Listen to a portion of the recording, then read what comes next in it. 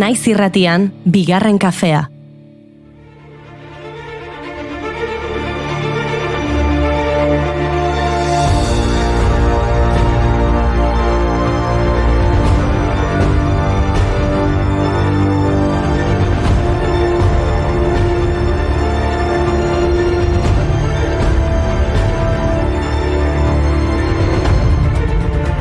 Egunon guztioi ongi etorri bigarren kafera eta nola ez, aspaldiko, kafea amaitu zaigu edo egia esan akaso amaitu zen eta inoiz ez da berriz ere bueltan izan, baina pozik nago itzulerarekin. Gainera, bereziki dotore jantzita etorri gara gaur, izan ere moda eta joskintzarekin zerikusia duten hainbat efemeridea ipatu behar ditugu. Lehenengoa eta garrantzitsuena agian makina bada, eta ez da kafe makina. Izan ere, gaurko egunez, 1846an, Elias Howe estatubatuarrak josteko makina patentatu zuen. Ordurako, beste pertsona batzuek hainbat prototipo egina zituzten, baina Howek aurrekoen diseinuaren hobekuntza garrantzitsuak eragin zituen.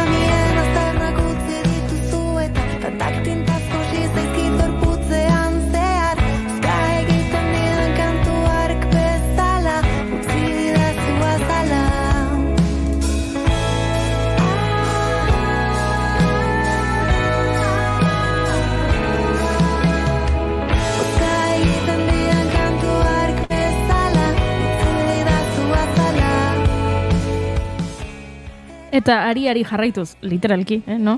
Josteko gauzak eta aria, ez? Bai, oso ondo juri. Vale, ari jarraituz, josteko makinak inork baino hobeto menperatzen zituen pertsona bat aipatu behar dizuet. Gaurko egunez, jaio baitzen Karl Lagerfeld, alemaniar diseinatzaile eta jostuna. Bigarren Mundu Gerran Alemaniako iparraldeko herri txiki batean bizi izan zen.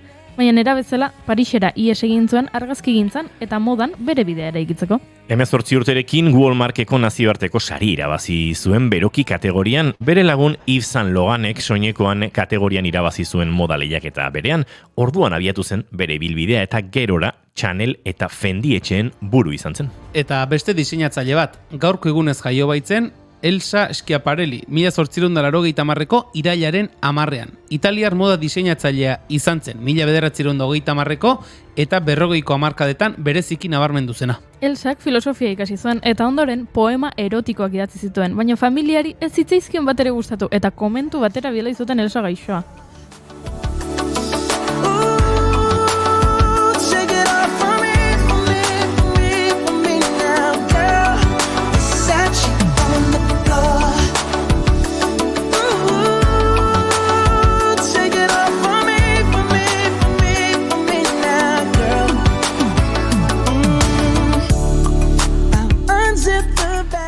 Idazketa aipatu duzunez, gaurko egunez jaio zen Mary Wollstonecraft filosofo eta idazle ingelesa izan zen. Bai, bere bizitzak eta baita bere obrak eragin handia izan dute feminismoaren historian. Mary Wollstonecraftek interes handiz jarraitu zituen Frantzian gertatzen ari ziren gertakari iraultzaileak eta Parisera joatea erabaki zuen bertatik bertara bizitzeko.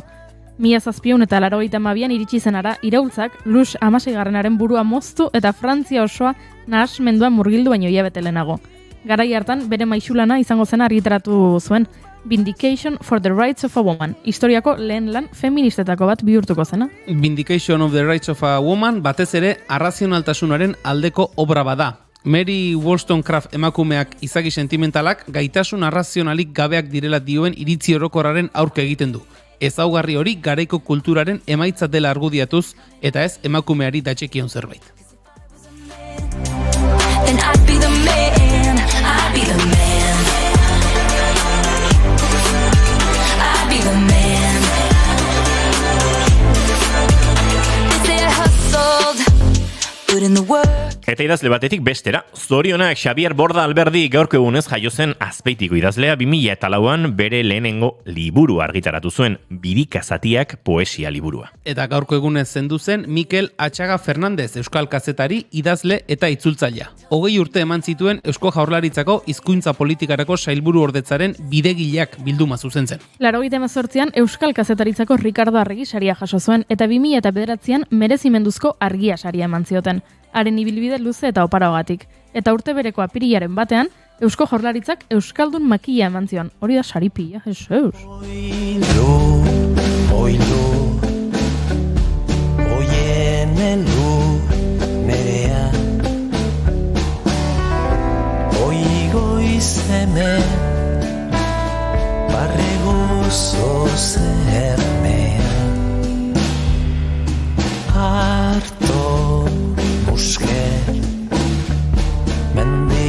baserri zarrak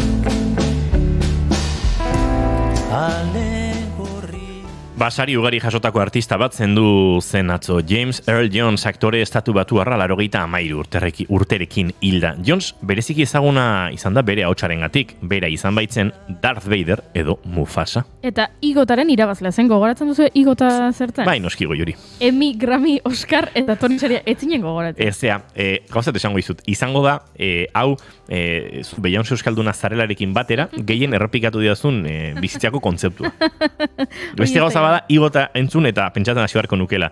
Emmy, Grammy, Oscar, eta esan duzu oraintxe, Tony. Eta Tony sariak, bai. Tony direla musikaletako sariak. Bueno, James Earl Jonesek igota irabazi zuen, ze izan ere Tony sariak lortu zituen 79an The Great White Hope eta 87an Fences obrengatik, eta telebistan 2 Emmy sari irabazi zituen 81an Gabriel's Fire eta Heatwave filmengatik. Bide batez, igoten porra horrekin ze gertatu zen norbaitek eskuratu zuen Eta ez genuen asmatu, bai. Ez genuen asmatu. Gero itxingo dugu hortaz. Vale, ados. Gainera, 1977an Grammy bat eraman zuen Great American Documentsekin, hitz eginez egindako diskorik onena. Harrapazak.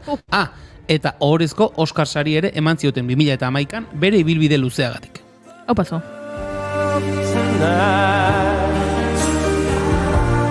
It is where we are. It's enough for this wide-eyed wanderer that we got this far.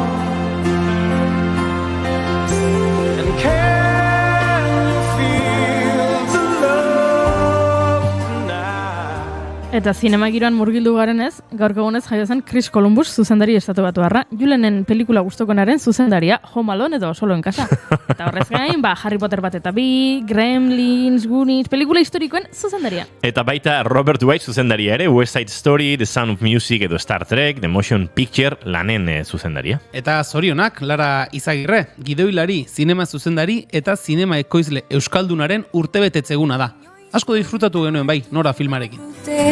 Nire historia zenbat ondarraletan kabituko da nire memoria inoiz kontatuko badute. Tira baina efemerideak alde batera utzita, gaurko saioak Dakarren aurkeztu beharko dugu, ez da? Bai, Maialen Telebide dator, gure piano maistrak urteko lehenengo azterketa egingo digu. Baina espero dut, asteko behintzat, aurreko urteko errepaso egingo dugula, memoria freskatu behar dugu.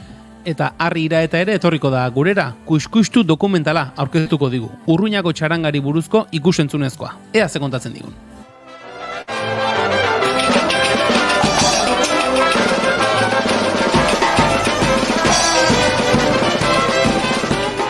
Eta Iker Iriarte elkarrizketatzeko aukera izango dugu, ez da erraza izan, bidaiaz bidaia ibiltzen baita, baina etxean geldialditxoa egin duela probestuta gure galderak erantzun beharko ditu. Eta atzo astirik izan ez genuenez, gaur udako hitza zein izan den azalduko dizuegu. Badakizu, euskaltzaindiak eta berriak urteko hitza aukeratu dute, eta guk udarako hitza aukeratu dugu.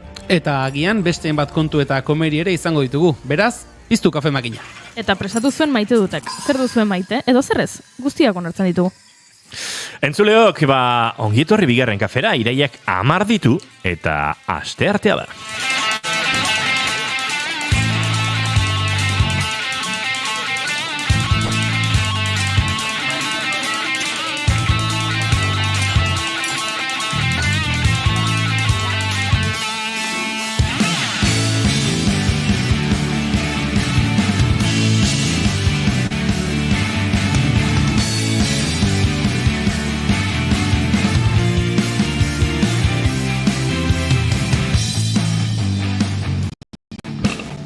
Zuekin, jaun Andreok entzule zareten horiek, etzuen jakin hobetu egiten baina nahiko ondo moldatzen da bestela ere, Julen Goikoetxe horbe gozo, egunon? Ongi etorri, Aspaliko. Bauan garaia, Karroia.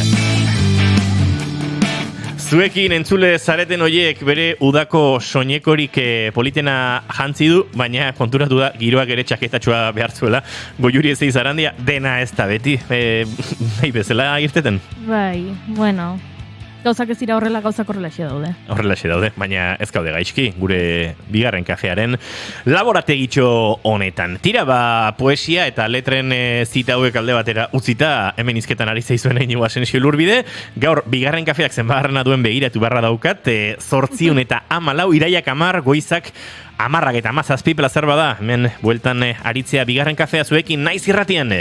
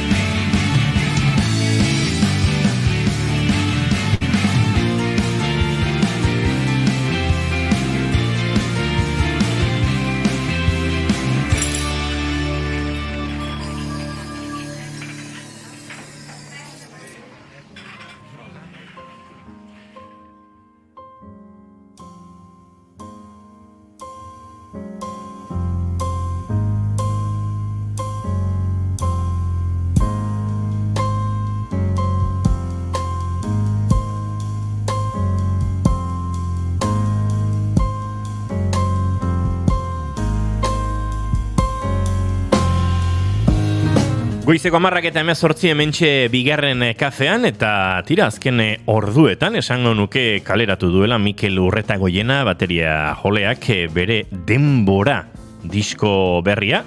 Bueno, bakarkako proiektuan murgilduta zegoela jakin bagenekien, gure entzuleak nolabait kokatzearren musikari handia eta hainbat proiektutan egoteaz gain, bigarren kafearen 500. Saioan izan genuen akuariumean bateria jotzen, antxe Ander Zubillaga, Txiki eta Aitor Zorzanorekin batera, eta baliatuta disko hau kaleratu duela, uste dut egunotan galdetu beharko diogula, Julengo Juri, ea, hau, bigarren kafearen elkarrizketa akustikora ekar daiteken. Gure off-ver pianoa afinatzeko desioan dago. Nahiko afinatuta dago, baina afinatuko dugu itzordurako. Eta hementxe bateria set goxo bat ekarri, eta, bueno, zerbait egingo genuke. Urretagoiena jauna animatzen bazaigu behintzat. Denbora lan berritik, kantu hause, hitzbera edo izenbera daramana. Denbora, Mikel Urretagoiena.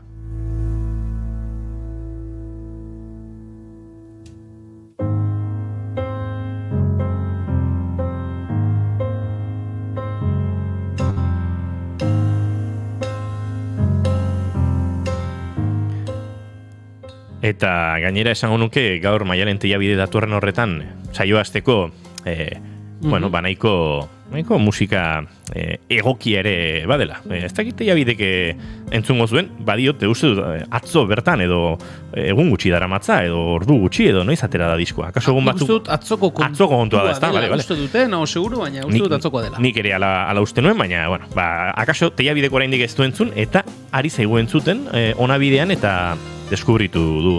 Ez Mikel Urretagoiena uste dute ezagutuko dutela elkar, baina haren diskoa dagoeneko kalean dela, edo akaso badaki, auskalo. Gure maite dutekin abiatu behar dugu gaurko saioa, maite dute bixian gainera, Julen Goiketxo Arbegozu, zuk abiatuko duzu tartea. Nik maite ditut, gure herrian asteburuan ospatuko diren festa batzuk, kaleberako festak, urtean oso festa bereziak izaten dira, eta herriko jende askori, herriko festa ofiziale, baina ilusio gehiago egiten dituzte. Beraz, ostiraletik igandera, kaleberako festak. Etorri. Kaleberako festak. Edo ez etorri. Arrapazak. Nahiko agaratago. Goiri, zure maite dutu? Nik maite dut ez bat daukat, eta garatuko dut aurrerako beste egun batean, baina badakizue Giselle Pelikoten kasu guztionek, Mazanen gertatu den kasu guztionek, ez senarrak bere emaztea kasik ere saldu egin duela beste gizonek bortxatzeko, horren arira Pornhub pornografia webguneak kategoria bat kendu egin du. Ze bazuen kategoria bat sleeping, hau da lotan izena zuena, eta bideoak ziren emakumeak lotan zaudela, edo drogatuta edo lotan, eta orduan gizonak etortzen ziren, eta bortxatu egiten zituzten. Kategoria hori kendutu Pornhubek kasu honi esker, eta horretaz hitz egin nahi nuen, baina hau aipatzeko sartu naiz konprobatzera, eta orain ikusi dut sleep beste modu batera idatzita jarraitzen duela kategoria horrek. Beraz, haserren haua.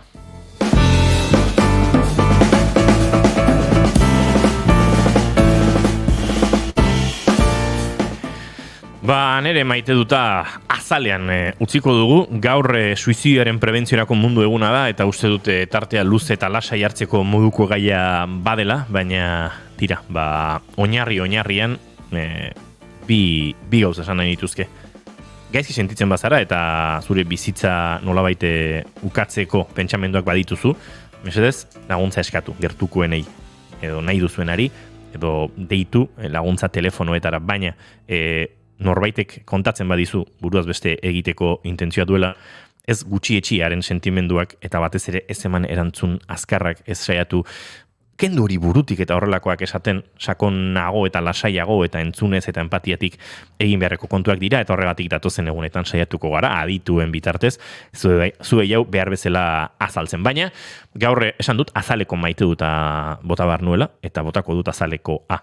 Zaurreko etzen azaleko maite duta da nire almohadarekin bate egitea berriro. Nire lepoak ikaragarri eskertu du gaur.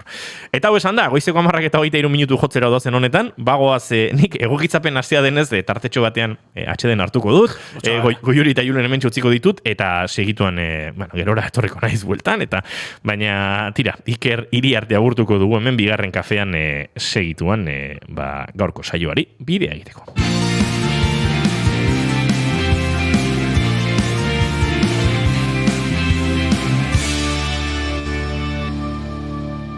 Bigarrenak ez direlako beti okerragoak, bigarren kafea.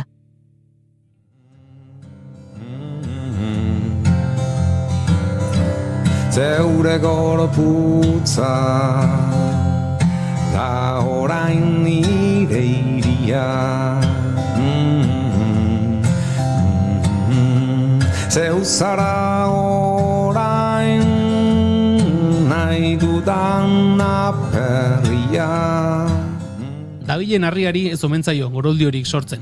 Hori esaten da behintzat. Gure horrengo gonbidatuari ere, ez zaio, bere halakoan aterako. Bidaiak dira, bere bizitzaren ardatzetako bat. Zaletasunetik hasi zen zerbait, azkenerako ogibide ere bihurtu zaio. Eta bidaia zein abentura mota ezberdinetan ibilia denarren, azken boladan nagusiki Europa erdialdeko ibaiak zeharkatzen dituzten itsasontzietan gida modura dabil Iker Iriarte Iribar alegiarra. Besteren artean, bidaiatzeaz, bidaiari izateaz eta bidei giroaren bueltan lanean aritzearen inguruan hitz egiteko gonbidatu dugu bigarren kafera Iker bera, bidaia eta bidaia arteko tartetxo bat baliatuz. Egun hon eta ongi etorri Iker. Berdin, egunon. Bueno Iker, irailean gaude, ez dakit, bidaiariekin lan egiten duen pertsona batentzat, zer nolako urte sasoia da irailaren bueltako hau, denboraldi bete-betean zaudete, jada pixkat maldan berasita, konta iguzu. Aian hasteko barkamen askatu beharko diegu entzulei, irailek buelta, aitu garela aipatzen, eskolara buelta, lanera buelta kontu hauek, eta guain esan dugula, bale, guain ja, udararen nostalgia horrekin, guain bidaietaz hitz egingo dugu. Noski. Pixkat aldrebesaku, ez? Noski, bueno, hemen denak oporretan ibili zarete, baina batzuk ez gara ibili, beraz, oraindik esperantza badugu, egingo te ditugunaren esperantza. Entzuna di orduan. Iker esandakoa, zer nolako urte sasoia da, zuentzat iraili buelta hau? Aurtengoa lanpetu, justu hain pare bat egun barru edo jungo naiz, berriro, kanpora. Aurtengo egutegia edo urtea ezberdin xamarra izan da niretzako. Lan bidaiei dagokionez maiatzean edo hasi ginen, sekula baino lehenago, eta sekula baino berandu bukatuko dugu, urrian bukatuko dugu, eta abuztuan oporrak eduki ditut. Jende normal xamarraren gizan, eta izango zien 15 bat urte ziurrenik abuztun ez nitzela hemen egon. Eta, bueno, abuztu eta irail hasiera eta ezberdinak izan dien niretzako kuriosok, zen nahi dez, aspaldi egin gabeko gauzak egin al izan ditutela hemen. Claro, niko oporra uzketen normalen etxeen egotea gustatzen baitzait. Asmatu alduzu?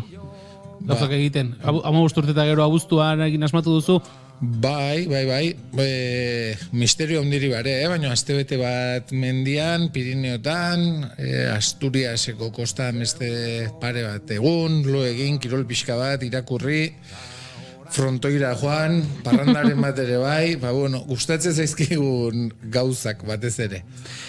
bidaiariekin edo esan nahi turismoaren arloan lanean ari den pertsona bat oporretara joaten denean, doan leku horretan gertatzen dena beste begi batzuekin ikusten du?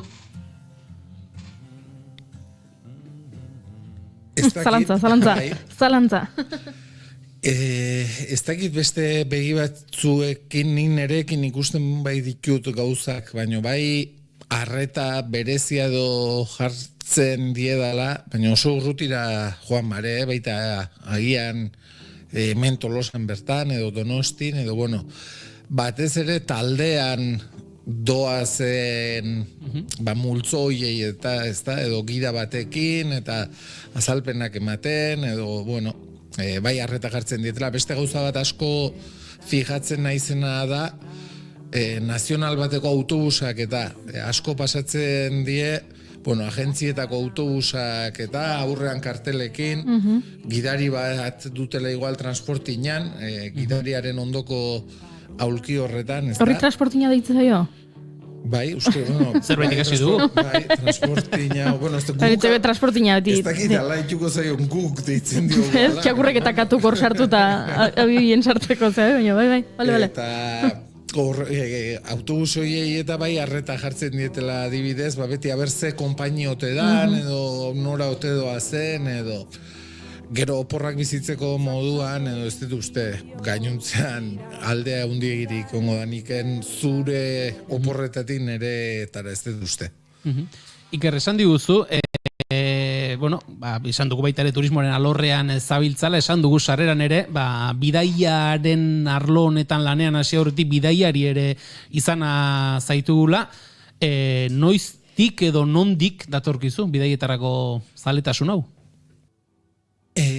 Bidaiekiko zaletasune esango nuke umetatik edo datorkidala edo bai beti arreta deitu izan diate baita liburuek eta ere edo dokumentalek, bidai liburuak, bidai dokumentalak, mendikoak, bueno, nik uste berezkotiken ere izan badaukala, gero ja aurra nintzenetik, gure anai zaharragoak eta dezente bidaiatzeko aukera izan du, inguru bat ere bai gertu xamarrekoa, bidaiaria izan dana eta, baina esango nuke batez ere bidaiari hor edukinun, ja eske guain Julen zure adinen gora zoaz, eta ja dana guain dela 20 urte esaten hasita gaude. Baina ia orain dela 20 urte gutxixo izango da, 17, 18 bat urte ez dakit zehatz mehatz, egin un Hego Ameriketan ia urtebeteko bidaia luze bat, bakarrik, ia Hego Ameriketa guztia zeharkatu nuna, dana lurrez, helburua zan, edo dedo eginez, edo autobusean eta handik itzuli nintzenean, bai on nitzela hor, bueno, ez dakit, pentsatu zer egin nezakeen nire bizitzarekin edo batez ere bizitza profesionalarekin, ez? Ikusten nuen ere burua edo banaukan bidaiatuz jarraitzeko aukera, baina pentsatu nuen, ostia, igual bidaiatuz bizitzeko bidaiatzetik bizitzea ere komeni zait, ez da? Eta horra hasi nintzen, bueno, gida lanak egiten, askotan ez dezu jakiten, bizitzan, ez dakit, rotonda, nik adibidea jarri izan dudet, bizitza rotonda bat bezalakoa dela, eta batzutan aurrenengo irteran, irten, bigarrengoan, hirugarrengoan, ez dakizu oso ondo nora eramango zaitun, ez? Karril bakoitzak, eta nik uste dut bizitza guztien zorte hona edukidetela, eta orduan ere bai, baneukan Espainiko lagun bat, Murtziakoa zan lagun bat, gida lanetan uste batzuk bazera matzana, eta berak proposatu zidan, nola ere ikusita, bidaiatzea gustatzen zitzai dala, eta zetik ez dezu proba egiten, eta proba egin nun, gero egia da, bueno, bidean beste zenbait jende ere ezagutu eta animatu nautela, eta azkenean niona, iaia 20 urte pasadio, 20 urte hainez, baino bai 15 urtetik gora behintzat. Hiribilgune horretan hartu zenuen, irteera hori hartzerako esan diguzu, lagun batzuk ere animatu edo bultzadatxo hori eman zizutela, eta behin erabakia hartuta pentsatzen du, gida batek ere bere lanerako prestatu beharko duela, esan dugu gidak ez, gure imaginarioan badauzkagu, ikusten ditugu, zuk lehen esan duzuna, talde handi bat atzetik dutela hiri bat erakusten edo zonalde bat erakusten ari diren pertsonak, pentsatzen dut, zure lehenengo lan horietan, izango zen dituela, alako jomugatara, alako lekutara joango zara, eta hango gauzak kontatzea ez, hori ere azkenean, izango da, gauza kontatzea, ez da bakarrik gauzak esatea, jendeari gauzak kontatu egin behar zaizkio, nola izan zen prestaketa eta hasiera hori? Batez ere, ez dakit, ez jakintasunetik, lotxa gutxi edukitzetik ere edukiko du, ausardiatik ere bai, beste puska bat, egin hasierako bidaietan eta, ez dakit, nik hor gida lanak edo, nik ez dakit nire burua oraindik ere gida bezala definituko nukeen edo, ez dakit, gehiago ikusten dut iaia bidaia antolatzaile edo bidaia gestore edo bidaia laguntzaile, deitu jozu nahi dezun bezala, baina beste perfil bat ez, agian hirietako gida hauek eta gidariak eta izaten dian normalean beste perfil bateko jendea, agian beste ikasketa batzuk dituena ere bai, eta askoz espezializatuagoak dauden toki horretan, ez? Guk zorionez, edo nik behintzat, Ozeania kenduta, Ameriketan asko bidaiatzeko aukera edukide, eta Afrikan ere bai, Europan ere bai, Asian gutxixiago, baino Asian ere bai, eta ezinezkoa da toki guztiei buruz dena jakitea, eta baino bai saiatzen garela, gero nik uste, norberaren afizioetatik, norberaren gustuetatik ere badaukala zuk prestatzen dezun horrek, ez? Nere kasu pertsonalean, mendia gustatzen zait, natura gustatzen zait, hizkuntzak gustatzen zaizkit, hizkuntza gutxituak edo gutxitu deitzen zaien horiek gustatzen zaizkit, kultura minorizatu gustatzen zaizkit, orduan talde banerekin demagun Laponiara baldima dator, Europa iparraldera, ziurrenin nik eramango ditut, nere afizio edo, nere, ez dakitez, nik ezkautzen nauten gai hoien inguruko tokietara, ez? Zuena den moduko irrati batira eramango ditut inarin, edo ataria bezalako tokiko edabide batera, edo eskola batera, bertako hartzaiekin hitz egitera. Nik uste nere lanbideak hortatik gehiago eduki duela, hirietan espezializatutako azalpen konkretuetatik eta baino, ez da, eta batez ere hori dalako gustatzen zaidana, batez ere.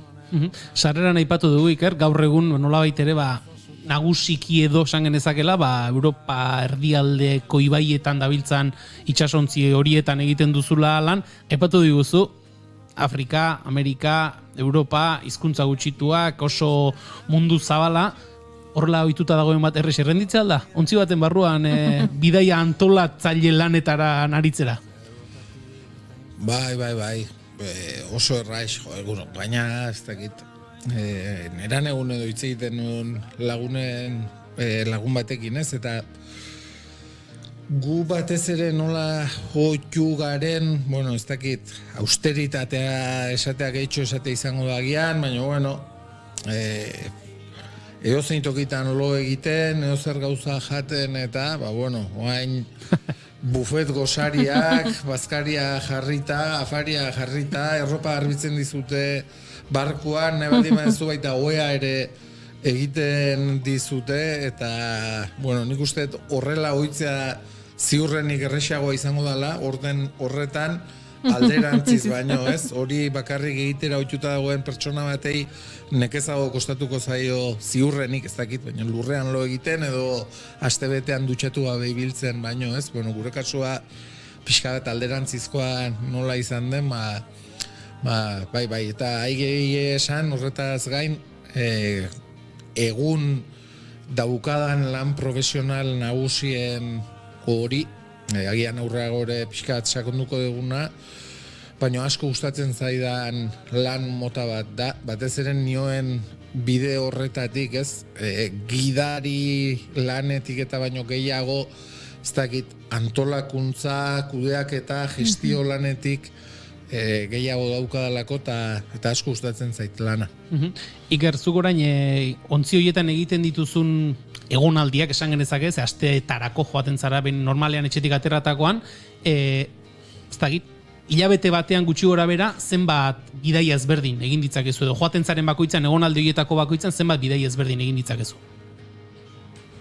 Urte sasoiaren arabera eta pixka bat aldatzen da, baina guain Europa erdialdeko bidaia hauek normalean astebetekoak edo izaten die. Honek esan nahi du, hilabetean 4 bidaia ezberdin edo egin genitzakela, daude gero bidaia luzeagoak, 15 egunekoak edo ez dakit urrunago itxaso beltzeraino, Romaniaraino eta iristen dienak eta, baina esango dugu ohikoena edo badela 8 eguneko bidaiak egitea.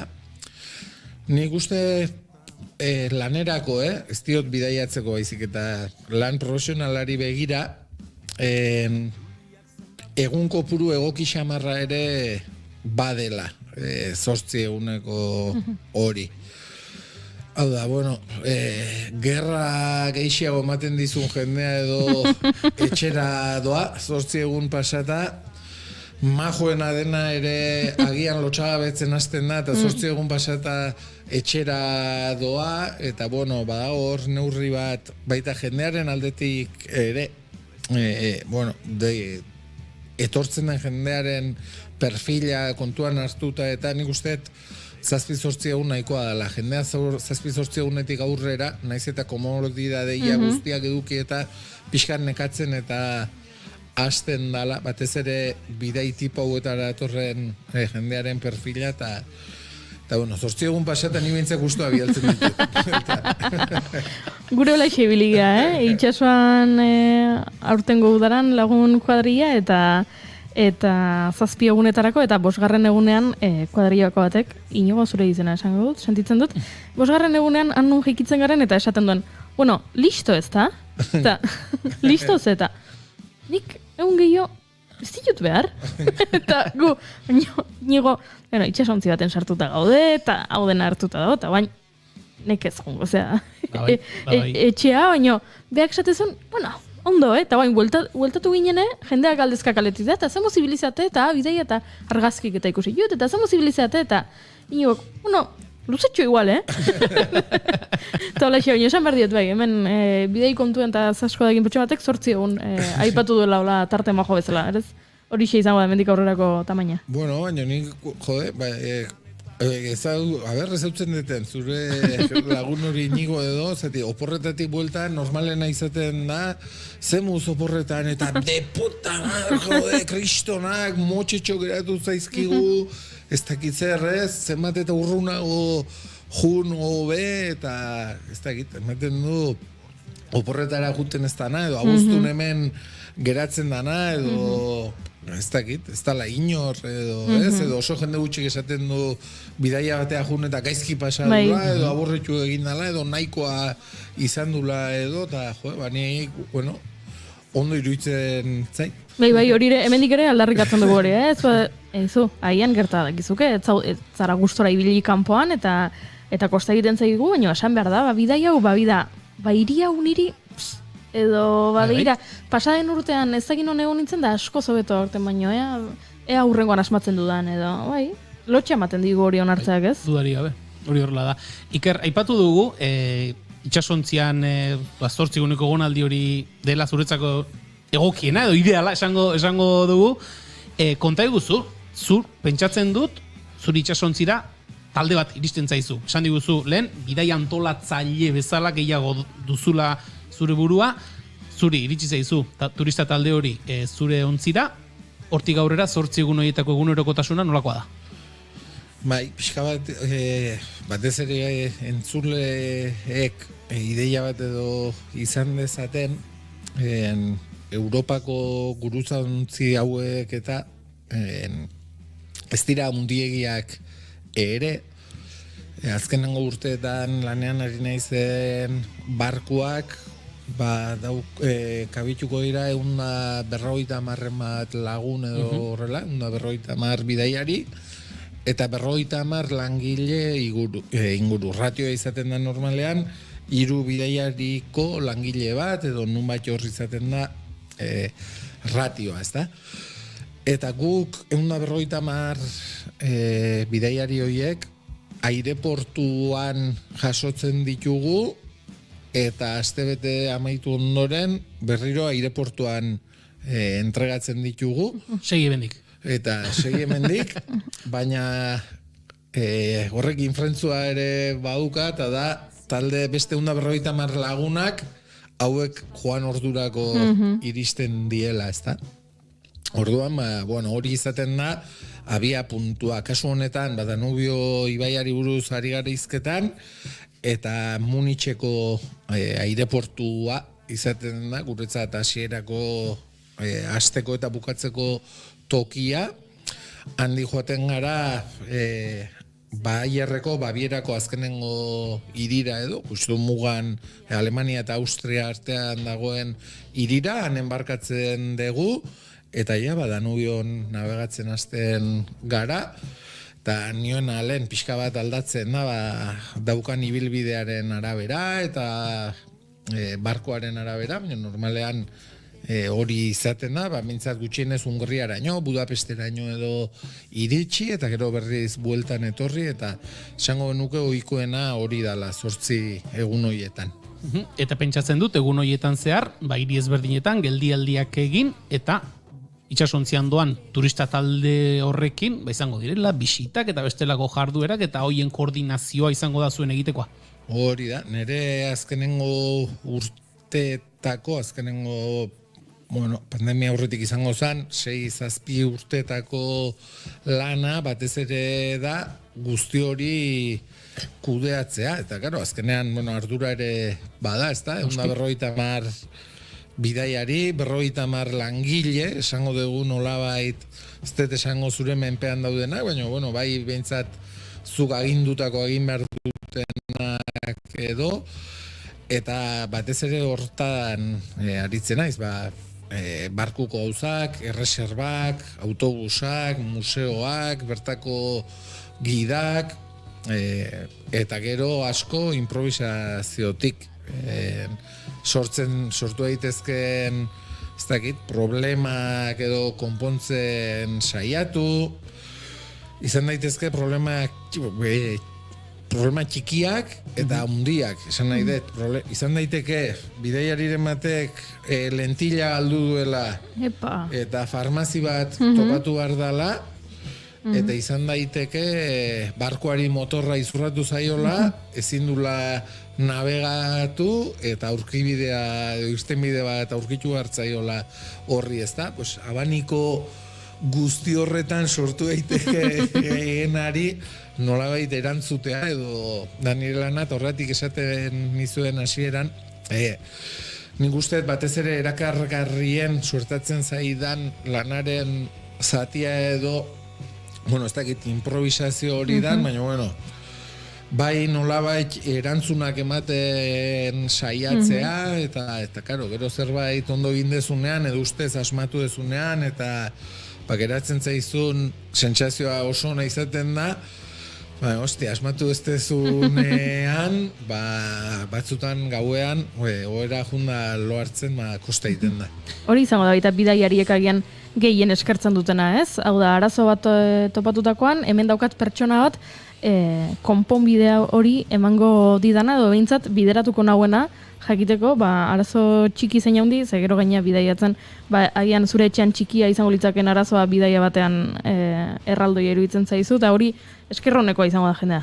Bai, etxe hontan lagune zuen Tolosako bidaiari handi batek, lagur mine danari, behin baino gehiagotan entzun izan du diot, gu gauzak antolatzen baino hobeak gehala improvisatzen, eta ni ere oso identifikatuta sentitzen naizen esaldi bat da, ez? Bueno, gauzak antolatzen ere badakigu noski, baino nik uste dut errekurtso gehiago azkabula olakoei, eta gero egia da jendeak asko eskartzen dula, neri oraindik, eta aigea oenala dozena bat urteko anekdota txiki bat, kontatzeagatik, etorri zen Galiziko bikote bat bidaiatzea, eta emakumeari lapurtu zioten bolsa osoa Bratislavan, Eslovakian, eta zeuzkan DNIa, txartel guztiak, ez dakiz zer, eta pasaporterik eta ezer ez zeukan emakumeak. Eta hori zen ostegun bat, eta larun batean hartu hartzuten hegazkina, astea bukatuta, eta ziren Bratislavan goizeko 11 edo, eta hasi behar genuen navegatzen, guardiko ordu bietan, edo 3 orduen neuzkan. Eta denborarik etzun ematen, embajadara, esan nahi dut, barkoak abitu inbartzun. Bueno, embajadara joan ginen, polizian aurrena reklamazio bat edo jarri, embajadara jun, embajadakoek zehatu ziguten, barkoen navegatzen edo hasi izan, eta azkenen salbokondukto moduko batekin edo, iluntze hortan, barkuak geldialdi bat egintzun, gu taxi bat edo hartu, eta barkura iritsi ginen, ez?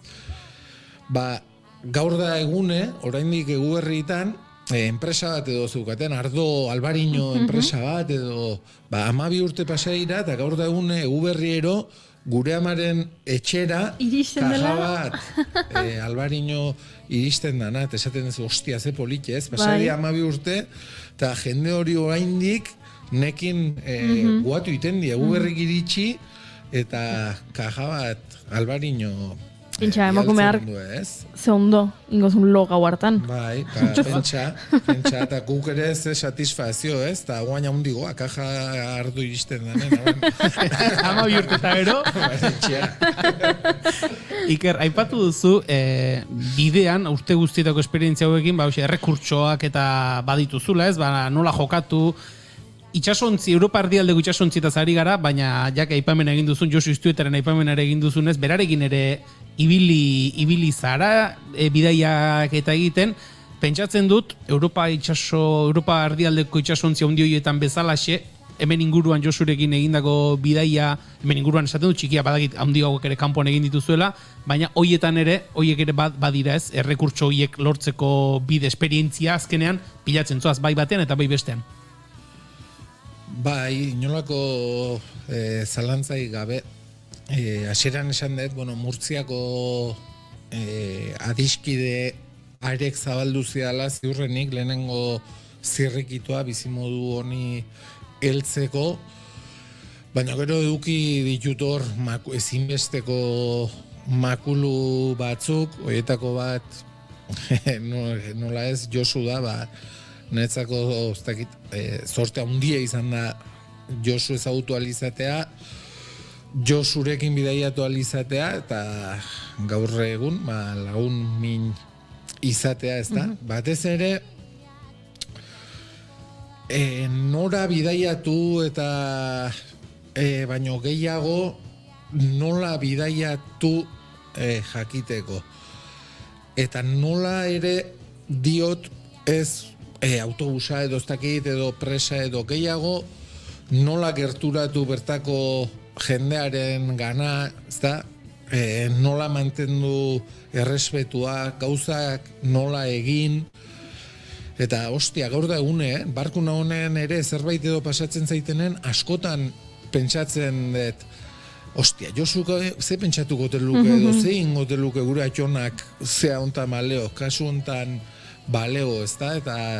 Eta hori zorte handia izan da, beste bat beste esparru batean, baina Mikel Artola izan da baita ere, zalantzak eduki izan ditutenen, eta beti lagundu ditena, eta Mikelen kasuan, gehiago ziurrenik, hizkuntzen txikiaren kontzientzi hortara gerturatzen edo lagundu didana, eta bai, norberaren erabakiek, nik uste dut, gu jaiogean, hemen gauze bat dagoena da, argi, eta inork ez dugula aukeratzen, ez nun, eta ez noiz, eta ez nola jaio, ez da? Orduan, hori ja, bada hausaz edo sorteak edo zoriak jartzen dizun zerbait, ez? Gero badaude bizitzan norbeak hartu beharreko erabakiak, eta nire kasuan ere hala izan zen, nire ikasketekin, eta hasierako urteetako ibilbide profesionalarekin zerikusirik ez zaukan bide bat hartu nun, baina nik uste ja gero bide horretan sorte pixka bat ere eduki behar dezula. Lehen esaten genuen rotondaren edo biribilguneen adibide horri jarraikizuk aurrenengo biribilgunean ateran ego dezu, baina kamiona bat jartze baldin bat zaizu paren, ostia, ja bigarrengoan atea behar dezu, eta nik pentsatzen dut, edo sentitzen dut behintzat, sorte handi eduki dedala, Josu eta Mikel aipatu ditut, baina, jende gehiago ere baita artean, baina, bi zutabe nagusi behintzat, bi adiskiduiek izango die. Luzarorako eman dezake, izketaldi honek Iker, baina pixkanaka, prestatuta ditugun azken galderatxo batzuk ere egin izkizuke.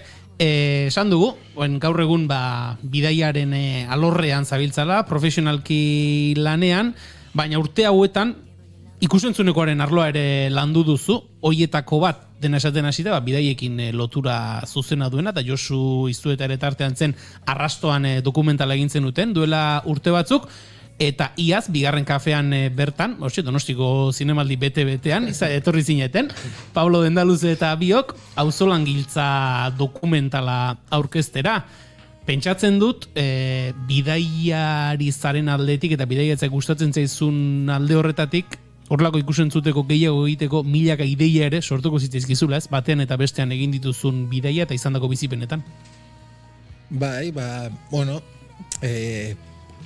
ikusentzunezkoen eta dokumentalen eta mundu hori ere izan da zeharbide bat, pixka bat, Josuk eta Pablo Dendaluzek eta zabaldutakoa, ez? Nik sekula ez nun pentsatuko, sekula ez, baina orain dela 20 urte al filo lo imposibleko dokumentalak ikusten itunen, sekula ez nun pentsatuko dokumental bat egingo nuniken bi areta gutxiago, ez? Eta gero, jendeak animatzen zaitu, ikusten duzu motibatzen zaituzten gaiak badaudela, zergatik ez, posible izan daitekeela, eta ideiak,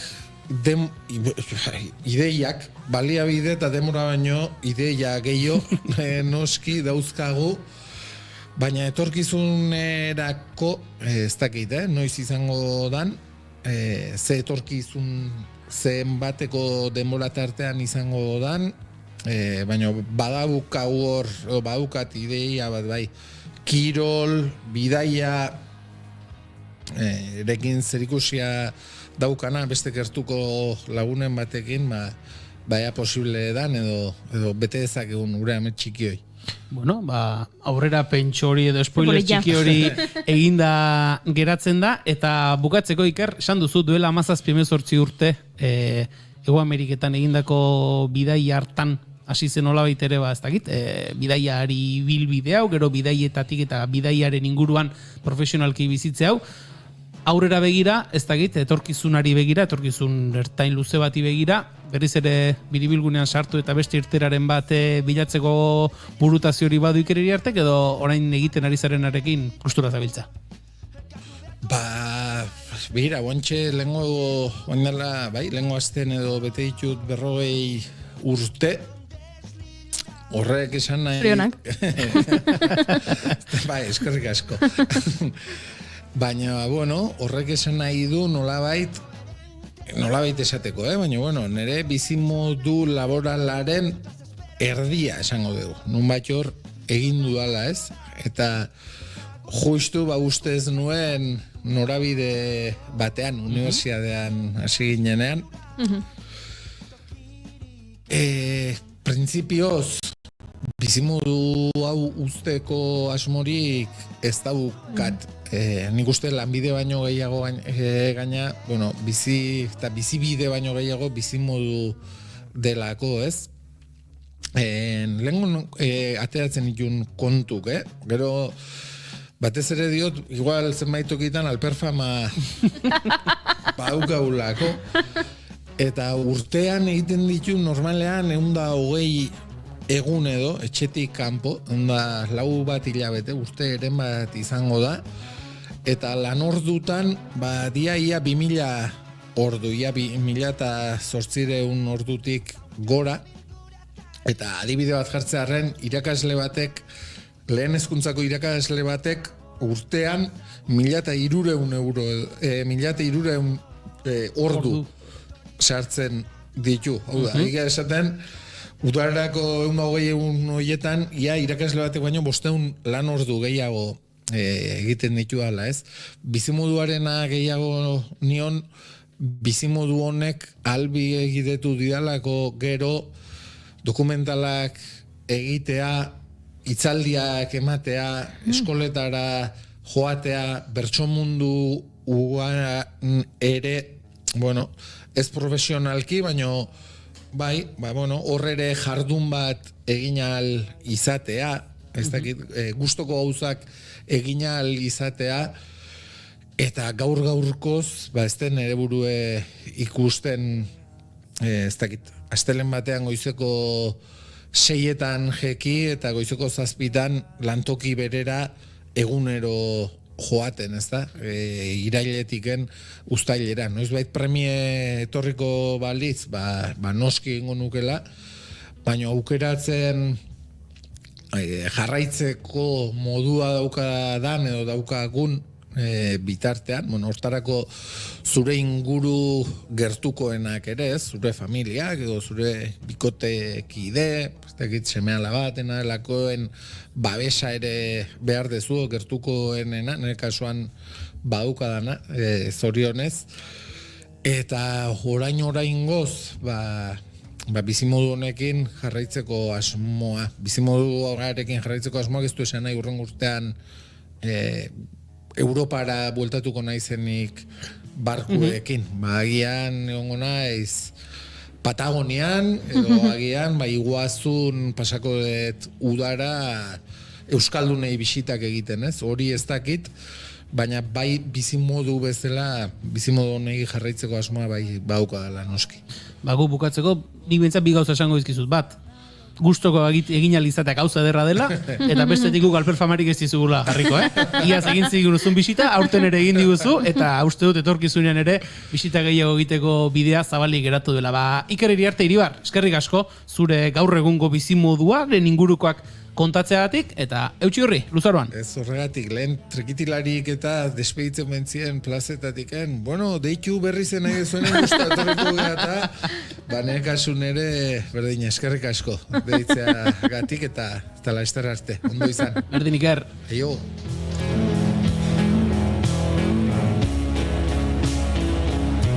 Goizeko 11:20 segundo eta gu denbora gehiagik galdu gabe bagoaz zuzenean azkene ordukoaren bila estudio zentraletara, beintz bertan zaidugu eta Oñatz, Aizpuru Oñatz, arratsaldeon. Egunon, markatu. Segundu bat, Oñatz, oren bai? Bai, entzuten alzu, entzuten da. Egunon, Oñatz, bai, aurrera. Egunon. Estatuko fiskaltzaren urteko txosten bat atera da argitara eta bertan, Durangoko auzitegian 3. ikerketa bat abiatu dela Zaldibarko zabortegiaren hondamendiari buruz azaltzen da, baina oraindik sekretupean dago. Lehena gogoratu akordio batean amaitu zena eta bigarren kausa ere epaitzeke dago. Sekretupean dagoen neurria momentuz zergatik eta noren kontra abiatu den prozedura berri hau ez dago jakiterik. Suposatzekoa da beste bi ikerketen osagarri izango dela lurraldearen antolaketaren kontrako delituaren tipifikazio penalak legearen kontrako jardunak ahalbidetu dituzten funtzionarioak zigortzea ahalbidetzen baitu. Aski jakina da, irregulartasun asko bilatu zituela Berte Recycling enpresak zabortegian, baina guztiak garrantzi gutxiagokotzat jo zituzten. Hala azaldu zuen Iñaki Arriola sailburuak legebiltzarrean garaian. Oraindik epaitu gabe dagoen bigarren ikerketa jada administrazioko ordezkari batzuk agertu dira auzipetu gisa enpresaren ordezkariekin batera. Iazko ekainean jakiteren mantzenez, ikerketa 6 hilabetez luzatzen zuen idatzian 13 pertsona ziren auzibidean, haien artean Lakuako 3 teknikari, gainerakoak Berterren 3 arduradun, Lurtek aholkularitza enpresako 2 geologo eta Heiser ingenieritzako 4 teknikari. Denboran luzatzen ari den sumario honetan inguru giroari egindako kaltea da ardatz, jada amaituta dagoen lehenengo auzi judizialean lan istripu gisa ikertu eta zigortu zen gertaturikoa. Lur jauziaren ondorioz hil ziren Joaquin Bertran eta Alberto Sololuzeren familiarekin akordio lortu ondoren 6 hilabeteko espetxe zigorra ezarri zitzaian Berterreko arduradunei. 4 urte eta erdi igaro da jada, hondamendi hura gertatu zenetik 2008ko otsailaren 6an izan zen hain zuzen. Eldiario.esek aipatu duenez, 3. ikerketa hau Laura Juste Durangoko epailearen ardurapean geratu litzatekean abian den bestea bezala hain zuzen ere. Bueno, eta atejoka dena txiki eta otegiren fusilamenduaren 59. urte hurrena da, eta ekitaldi egingo duela sortuk aurreratu du Azpeitiako Soreazu antzokian. Frankismoak akabatu nahi izan zuen proiektu politiko hura, inoiz baino biziagoa eta indartsuago dagoela aldarrikatzeko izango da. Azken urteotan Euskal Herrikoen bat artistaren obrak izan dira, sorturen iraileko nazio ekitaldi hartako karteleko oinarria, aurtengo Atasio Ardanaz artista iruindarrak egindu kartela, Telesforo Monzonek idatzitako eta herriaren irrintzi bihurtuko dela batasuna abestiaren letrati tiraka izango dela adierazi baitu. Eta azkena aipamen bat, kezka eragin duena Lekeition ziur bideoa ikusi duzuela, mapatxe bat egarri delako Lekeition bideo horretan koba moduko batean, maskotak bezala iritsi ziren gurera batez ere Estatu Batuetatik eta orain gure basoetan edatzea kezka hasi da eragiten. Mapatxeak espezie inbaditzailea direlako orain arte karrantzan detektatu dena, baina Lekeition ere aurkitu dute, ikusi dute eta bideo hori bolo-bolo ari da zabaltzen. Ikusiko dugu eta saiatuko gara honen inguruko iritzia kezka hoiek jasotzen datozen egunetan. Hauxe beraz lagunok kontatzeko genuena momentuz. Eskerrik asko baina, Eguerdiko Mabietan informazio gehiago hemen, naiz irratian, eta gu bagoaz pixkanaka pixkana. Aurrera, gaur aste guztian zerera behariko gara, lehenengoz denboraldian gure kolaboratzaileak agurtzen, eta agurtu behar dugun ora ez, Maialen Teiabide.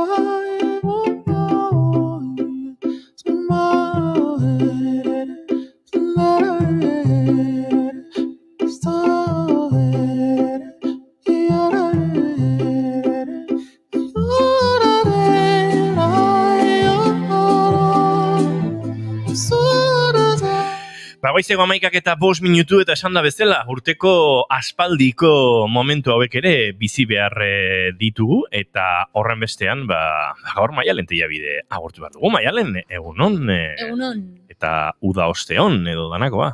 Bai, bueno, egunon. Iraila on. Iraila on, zer modu zaude? Ondo, gaizki ez, ondo. Bueno, ez da gutxi. Gogoekin hasi dut kurtsoa, oso porluzak izan ditut eta bazan garaia zerbait iten hasteko. Ze aspertu ere iten naiz. Baina, eneon gaizki gudan. Ilusio egiten dizu ikasturte hasierak? Bai. Erosten dituzu kuadernoak eta boligrafoak eta... Aurten ez detorin, baina trukean larun bat goiza hartu nun nire kuadernoan portada politu bat diteko. Oh. Bai. Ze kontua nire amak ditu margo pila bat, eta rotolagailu pila bat, eta bere etxean egon, da hori, etzeon bera, eta esan nun, pakia. Pakia bengoz. Da, eseri nintzen bere mailan, da, hasi nintzen bere trasteak erabiltzen, da, nire kuadernuan, portada bat inun. Enaiz jun, boligrafoak erosteratu idana, zela 20.000 ditut, eta ez ditut gehiago, Osan da. baina gutxinez hortako tarte hartuet. Baina bai dakat pentsatuta motxila berria erostea. Ez dituzu galtzen boligrafoak. Exciting. Arkatzak bai, boligrafoak saiatzen ez ezetz. Lortzen duzu? Bai, orokorrian Egon dizula. nahiko txukuna naiz. Baina atzo konturatu nintzen arkatz bat falta zaitela. Eta da 2 puntaduna, gorria eta urdina. Ez dakit duen uspera. Oso irakasle arkatza da hori, ez? Bai. Dago Reddit plataforman ari multzo bat dela mildly interesting. Hau da, jendeak kontatzeko beraien bizitzatako gauza interesgarriak, baina ez direnak bereziki interesgarriak. Eta ordan hau da, hoxe. Ordan agian norbaite kontatzen du, gaur lanera bidean ikusi ditut 3 matrikula, ez dakit, AR amaitzen direnak. Eta 3 ikusi ditut. Ez da oso interesgarria, ez da zero interesgarria, da tarteko zerbait, eta orduan hor kontatzen ditu jendeak. Iruditu zait, konbertsazio hau, zela bastante erreiteko ari horretan egoteko modukoa. Arkatzak galtzen ditut, boligrafoak, ez ditut galtzen, arkatzak bai. Nerezako trama bada, ni boligrafo guztiak aldo egiten ditut, horregatik. Bueno, eske nik igual ditut 13 edo, Nik beti darmat bat Patrikan. Asko gustatzen ari zaite konversazio maila hau. Gauzat esango ez, sekzio bat ezari barko genuke. Bigarren kafearen berrikuntzen artean, denboraldi berrirako, nora izena du honek? Mildly interesting conversation. Erdi interesgarriak. M-I-C, MIC. Vale. Baina arkatzana keskatuta nago, Ze garestiak dira arkatzak. Niri Parixen oparitu entziaten bat. Baina gorria eta urdina 2 puntaduna? Ez. Orduan ez zait interesan. Da, hogain norbait irratia pizuduna, eta naiz irratia sintonizatu du, eta esan du, ez dut kanalez aldatuko, ze da, konbertsazio hau, jakin berdet nola amaitzen duen Parixeko boligrafoaren kontu honek. Arkatz bat zengo, Juri, etzaren zuten ari. Honek egiten gaitu oso relatable. Ok. Zer da hori? Eskerrik asko, Julen. Erreixa dela... Zurekin empatizatzea. Bai, zuek ulertzea ez da nierreixa. Bueno, ikas inglesez. Relatable. Maialen teia bide, musika zaritu behar dugu, eta uste dut joan den denboraldiak eman zigun eta erakutsi zigun guztiaren nolabaiteko errepasotxoa egin behar dugula. Trampa ez, ze inigo badazka guatxepean pare bat argazki, gaien zerrendakin. Bai. Eta esan nion gehiago daude. Osea, nik bidali nionetik berak erantzun arte gehiago daude. Bai. Maialen teia bide ditu gaiak, uste dut, gu bigarren kafea egiteko nahikoa gazte, edo nahikoa bizirik egongo garena, baino denbora gehiagorako. Alegia. Horainoz, dazkata puntatuta 22. Bueno, orduan. 22 dazkata puntatuta. Hainbeste bizirango dugu, Julen. Bueno. Espero dezagun. Ez dago gaizki. 22, hola, behin eserita, Baina, bueno, gaur errepasoa pixka bat gogoratzeko zer egin genuen aurreko urtean, eta naiz eta atzaiten gustatzen, spoilerrik egitea, gustatzen, besterik gabe, Los Miserables ez den kasuan, komentatuko dizuet pixka bat zer buruz hitz egingo dugun aurten. Ados. Ez dago galderarik gaur hasteko, así que lasai, bueno, galderak egon dira, arkatzak galtzen dituzun ala ez, beraz horrek konbalidatuko. Baina, bueno, hasiko gara lehenengo abestitik, ea bat ematek gogoratzen duen ze abesti izan, edo zerren inguruan hitz egin genuen hau entzun genunean, ea bat ematek gogoratzen duen.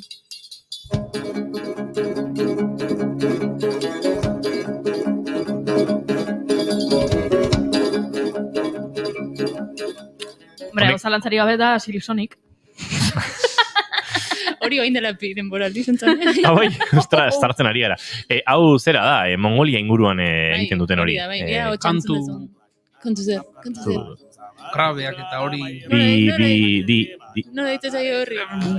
Netzako grabea, ni ertxiki bateko naiz. Baina grabearekin batera bestate egiten dute, bi melodia batera, bi nota batera egitea. Difonikoa. Kantu difonikoa. Enuen esan nahi, Bueno, aurrean daukazu ez? Ez. Aurrean zuzaude. Esan, balimak iztu esan. Kantu difonikoan inguruan jardun genuen, baina, bueno, kontua da, folklorean inguruan jardun genuen lapur bat, ze kantu difonikoan inguruan hitz egin genunean, Mongoliako ahotsak ekarri nizkizuen, baita ere Italiakoak, ez balmadet gaizki gogoratzen Afrikako batzuk ere ekarri nitun, orduan hori pixka folklorean inguruan jardun genuen, da batez ere Ana Maria Jefele abeslarian inguruan, ezin izan ditu dela topatu Spotifyen bere kantu dikonikoaren abestiak, ze YouTubeen daude, eta orain sartu da atope latinez abestera, eta orain bakarrik dazkan, orain Spotifyen eskuragarri dauden diskak soilik dira latinez abesten duten ditun horiek. Orduan, pues ez luki. Eta jazta, baina bueno. Bestalde baita ere, Heilung taldean inguruan itzein zuen, gogoratzen naiz izan zela urtarriak 2. Oso grabatuta da, ez dakitze, iten zelako urteko lehenengoa. Heilung taldean. Ze iluna urtarriak 2. Bai. Urtarriak 2 oso egun iluna da. Bueno, segun zein dezu urtarriak batean. Azteko, da, urteko 8. egun laburrena. Hori... Zientifikoki, 24 da motzena. Eta hori nola dakizu? Astronomiak urtetan egindako ikerketek erakutsi digutelako. Bai, baina nunbaiten, informazio hori bilatzea juntzea edo iritsi intzaizu. Barkatu, solstizioek markatzen dute urteko egunik luzena eta motzena. Abenduak 24, oso gau luzea da, parranda egiten duenarentzat are luzeagoa, baina berez gau luzea da eta egun motza, eta horazten da berriro pixkanaka eguna luzatzen edo. 25, 26, 7, 8, 9, bat eta 2, bederatzi garren egunik laburren izango da. Bueno, ez, hau, barkaidazu, ez du nahi berriz ere mik bat egin. Baina, pentsatzen dut simetrikoki luzatzen balin badoaz, 24 aurreko 8 egunak eta ondorengo 8ak berdinak direla, eta bederatzi garrena, beraz hau izango zen, 17 garren egunik motzena. Ulertu dizue? Bai. Ados. Baina, alaretz ez ditzateke gaizki ongo egiaztatzea. Baina bai, zentzua duka. Beste modu batera esan da, ez du sinistu esan diozu. Ja, konturatu naiz. Negazionista dago. Ez, logika dauka, baina egiaztatu beharko litzateke. Baina, bueno, dozin kasutan, Heilung, batemat gogoratzen da, zeo esperazan Heilung taldea. Heilung. Ez Juan Roy hortatik. Heilung zen folklore metaleroa egiten zuen talde bat, horrelako,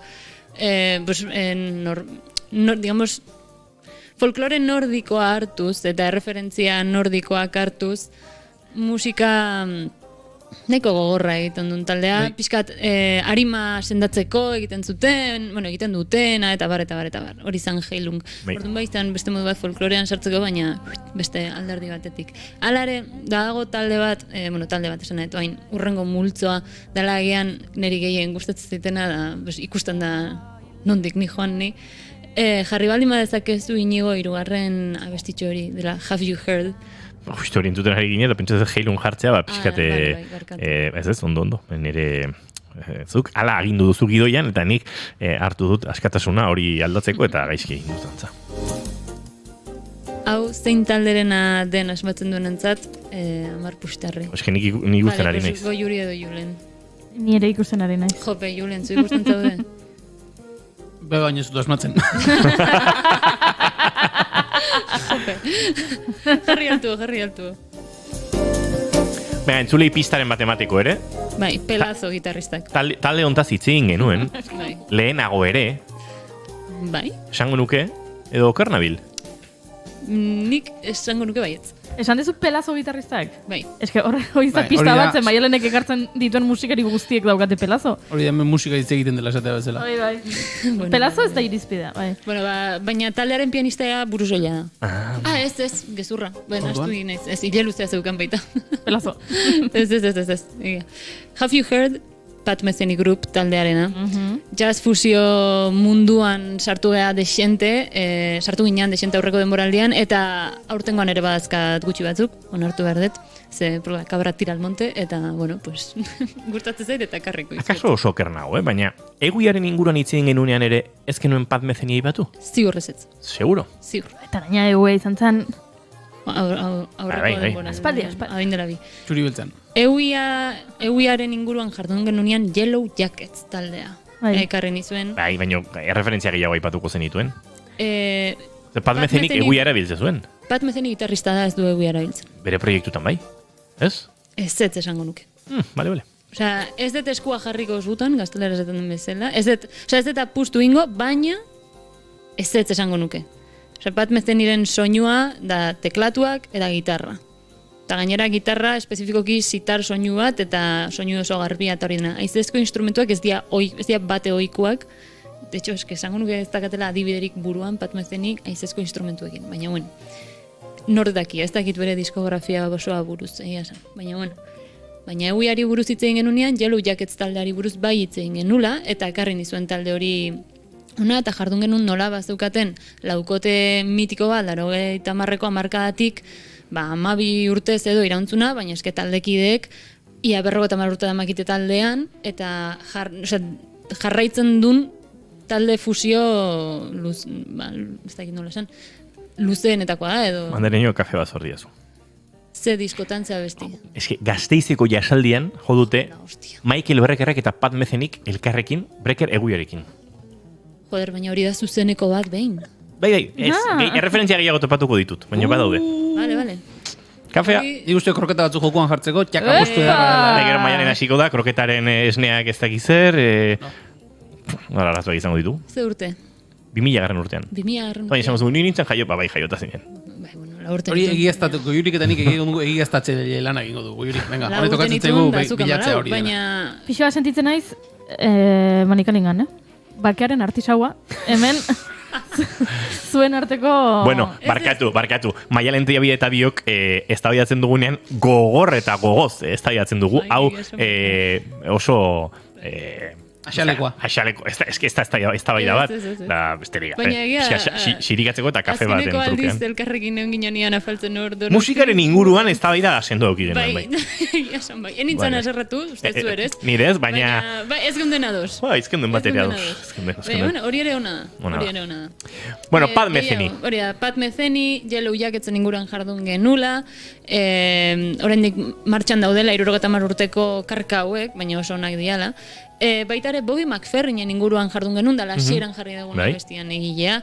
Bobby McFerrin, hola izena ez balma zaizu etortzen, Don't Worry, Be Happy abestiko abeslaria eta egilea. Bere ahotsagatik ezaguna eta miretsia. Baita ere Dirty Loopsen inguruan hitz egin genuen, Dirty Loops oso guapo egon zala, nik uste, desberdina da gaur egungo fusioa, ez dakit, uste pixkat metalaren edo musika progresiboaren eta jazzaren arteko nasketa oso interesgarria, eta hemen entzuten gaudena Wake Me Up dela hitazo disko bat, ez? Esango nuke, alde bali media zute zuzendu hobeto. Eta Wake Me Up hitazo bat dan? Baina de estilo disko, no? Diskoteka estiloko abestia. Ez edo ez? Abestia hau? Bai, ez da bitxirena? Bai, hori. Ni lasai inigo nire orain aterrizatu. Nik ere hasieran ulertu diot. Ez nahi azaldu. Ea diskazo. Bat zen. Ez disko, estilo disko de diskoteka. Baina, barkatu, eta Disco music. abitxik egin du abesti honen. Ez, Wake Me Up da abitxiren abestia. Eta Dirty Loopsek egin zuen honen bersio bat justifikatuta. Hau. Ara! Entzun.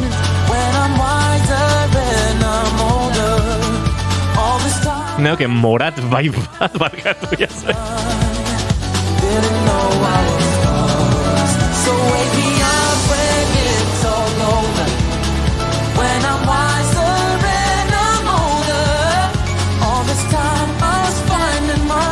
Entzuleo, barkatu, enaizari bi abesti batera jartzen,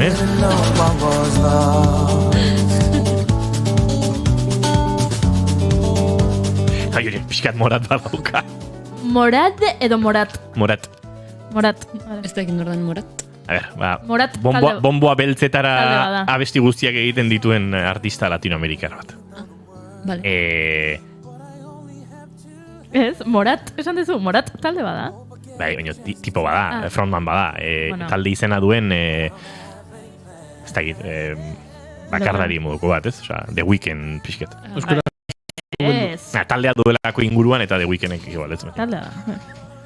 Zer barketu, Julen? Ez, mailan egentzun du eta listo, jazta.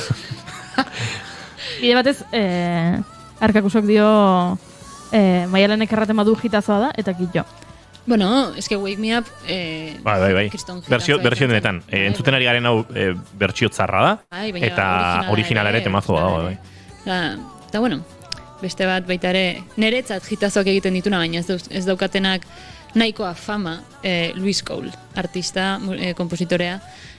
Luis Cole da ganberro bat, eta jazta. Eta egiten du nahi duna, beti, eta brillantea da egiten duen hortan, jeinu bada, bai komposizio aldetik eta baitare baterian basua jotzen, teklatuak jotzen, esket dana egiten du ondo, abesten du baitare, pixka bat burutik jota dago, baina eske dana ezin da eduki bizitza hontan.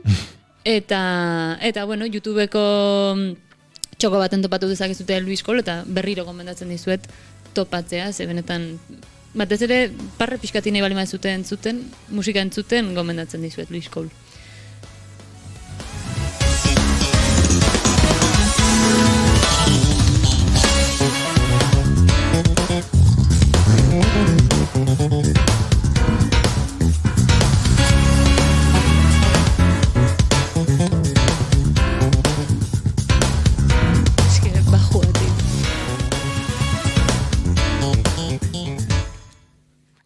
Aztu zaitu oraintxe bertan justu Dirty Loopseko baixistaren izena. Henrik Linder. Hori da jartzeko generizazioan. Eske baxu jole irusoka sobratu egiten zaizkie, edo baxu jolek ez dituzte akorde menorrak eta maiorrak desberdintzen. Hau jarrita. Animo. Hau zen ikastera denok. Hori da bajua jotza, beste gauza da, soka batzuk muitzea da, jazta, baina bueno. Entzuten gaudena, aian goiurik gogoratzen duz, egun hortan beraz egon agintean. Ui, oma. Bueno, orduan, agintean bali manean, igual neon aztoratuta alderdi teknikoarekin, eta... Zer? Horri izaten zaio,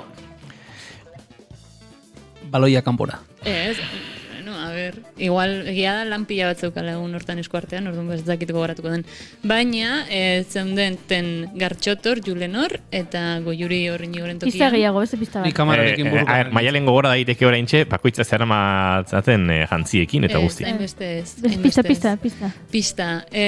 Sartuko gea, emakumen inguruan jardundeten aldi hoietan. Vale. Eta emakume hontaz, hitz egin behar nun aste baten, baina atzun denbora eman, berandu bilin nintzelako, eta urrengo astean jardun nuen. Eta izena... TM. Egun hortan, Kristo neuri jasa itezun. Begira, euriaren pistak... Euri hartan, euri jasikaregarria egiten zuen eta enarak teiatupeetan euren kabiak sortzen ari ziren, bakarrik falta zaizu... Enarak ekainetik aurrera daude inigo. Eta ze gara izan hau? Ekaina baino lehenago. Urtarria igarota, baina ekaina baino lehenago. Urteko 17. egunik, motzena. Hori urtarriak bi. Nor da hau? Tania? Hori da. Maria. Hori da, Tania Maria. Tania Maria, idazle, pianista, abeslari, eta konposatzaile brasildarra. Bere inguruan jardun genuen hitz egiten, ez du inork ezagutzen, eta da, crack bat. Orain dela gutxi, pixkat egon nintzen investigatzen sare sozialetan topatzen nun, eta Facebooken topatu nun, oso zahartuta dago. Eta uste ja ez dagoela jotzen. Ez dakit ditu 79 urte horrelako zerbait, horrelagoiti gertu inguru hortan, eta benetan patxalduta ikuste zaio. Ez dauzkain beste, baina patxalduta dago. Horrelako gainbera moduko bat eukidu. 76 ditu. Horrelako zerbait hori da. Bai, pena handia mantziten. Ze estenatoki gainean beti erakutsi golako energia bat. Bai. Ze ezaugarri fisiko du Tania Mariak azpimarra genezakeena? Pelazo. Bai, por supuesto, beti. Bai, bestela zetekarriko. Baina, bueno. Beste bat itzen genuna, baita ere oso interesgarria, beste bat pelazoarekin, Carla Bley. Batez ere kompositorea, beste zer baino gehiago, baina, bueno, bere bizitzaren bukaera aldera pianista baita ere. Carla Bley oso ezaguna egintzan jazzistikoen munduan, edo musik, zain nola esan, jazzaren munduan ez bereziki jazz egiteatik, ze emakume honek adarrasko jo ditu eta estilo askotan murgildu da, baina Steve Swallow basistarekin harremana eukitzeaz gain disko pila bat kaleratu zitun duoan, eta beste hainbatentzat konposatu izan du baitare. Eta hola datu bezala, gogorarazten dizuet, Carla Blake disko baten, dagoela konposatzaile bezala eta ez pianista bezala, diskoko lehen edo azken, baina lehenengoa dela esango nuke, lehenengoa bestia da El Segadors. Bere bersio bat. Ez gogoratzen Charlie Haydn, puede ser, bueno, ez dakit, baina disko baten dago Carla Bleyren El Segadors. Nola, así como dato. iruditzen zitela super randoma, baina bueno, besterik gabe. Gero baita, ontzan egun bat, hitz egin dizuena emakume pila baten inguruan, ze jardun genuen oso espezifikoa dan talde baten inguruan, diala emakume afroamerikarren irukoteak. Bai. Edo orduan horre emakume pila bat eta zitzen genuen, eta bukatu genuen Beyoncé inguruan hitz egiten. Naski. Evidentemente. Naski. Eta orain, ordundik Spotifyk askoz gehiagotan gomendatzen ditu Beyoncé. eta Destiny's Child eta hori dena. Aprobetxatuko esateko gauza bat Beyoncéren inguruan. Bota. Hemen hitzein genuen, bigarren kafean Beyoncék country album bat egin zuela. Atzo atera zirela Country Music Awardsetarako izendapenak. Beyoncék atera zuen country disko hori izan dela urteko country diskorik salduena, eta ez duela sari horietan izendapen bakar bat bea ere jaso. Country album oso bat egin du. Arrakasta egin du, txalotua izan da, musika kritikariek eta musikaldizkarietan eta horrelakoetan jendeak gora ipatu du lan hori eta musikalki diot, Eta hala ere, iritsi dira Country Music Awards sariak eta ez du saririk jaso. Egia esan, pixka bat bada, esperotakoa ze Beyoncék atera zuen disko hau espreski horregatik.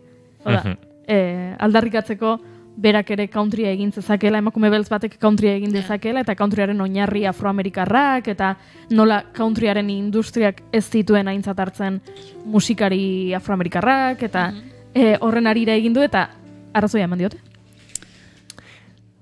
Bai, ados esaten dezunekin bestalde Beyoncéri ez zaizkio sariak falta. Ez, eta ez dut pentsatzen negarrez egongo denik etxean ez dutelako izendatu hori da. Sari... Egia deigarria dela oso, A ber, ni falta zaizkit erreferentziak edo ezagutza sakona country musikan, akaso hemen goden guztioi ere, alegia purismotik edo sakontasunetik aztertzeko. Uste dut gehiegi jakin gabe ere, ziur honen atzean arrazakeiria badagoela, baina baita beste faktore batzuk ere, eta ziurrenik horrelako sarietan estiloaren defentsa oso trinkoa edo egiten dela, ez? Niri Beyoncéren diskori gustatu egin zait, baina iruditzait countrytik aratago beste estilo batzuen koloreak eta nabaritzen direla, ez? Nahi gabe Beyoncék egiten duen guztian badagoelako musika beltzaren puntu eukitu bat, ez? Bere ahots giroetan, eta aipatu genuen lehenengo zatera zuenen singelura, eta beste abeslari country baten ze abeslarien ahotsetan jarri zuten, iaren bitartez? Miley Cyrusen ahotsetan, eta bat asko zuriagoa zen, gero jatorria countryarena berez beltza dela ere ikasi genuen, eta bueno, zen asketa egon ziren, da gauz asko, baina uste dut bi faktoreak ornastuko direla nahi gabe. Bagian, bai. Eta gero baitare igual badaukalako Beyoncék horrelako aura invasore bat, bera egon izan balitz bertan nominatuta, gonbidatuta, eta segura eski gainontzekoen inguruan etzan hitz egin ere egingo. Posible da efektu hori baita ere, baina bueno. Horixe. Edo zein kasutan. Atzoko berriak.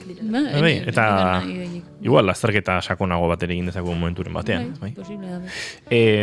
Jarraituko dut. Karla egin zuten ere ginen kantu asko gustatzen zaitalako, baina uste dut jarraituko dugula dagokigun kantuarekin, ze uste dut labelen inguruan aritu behar dugula, ez?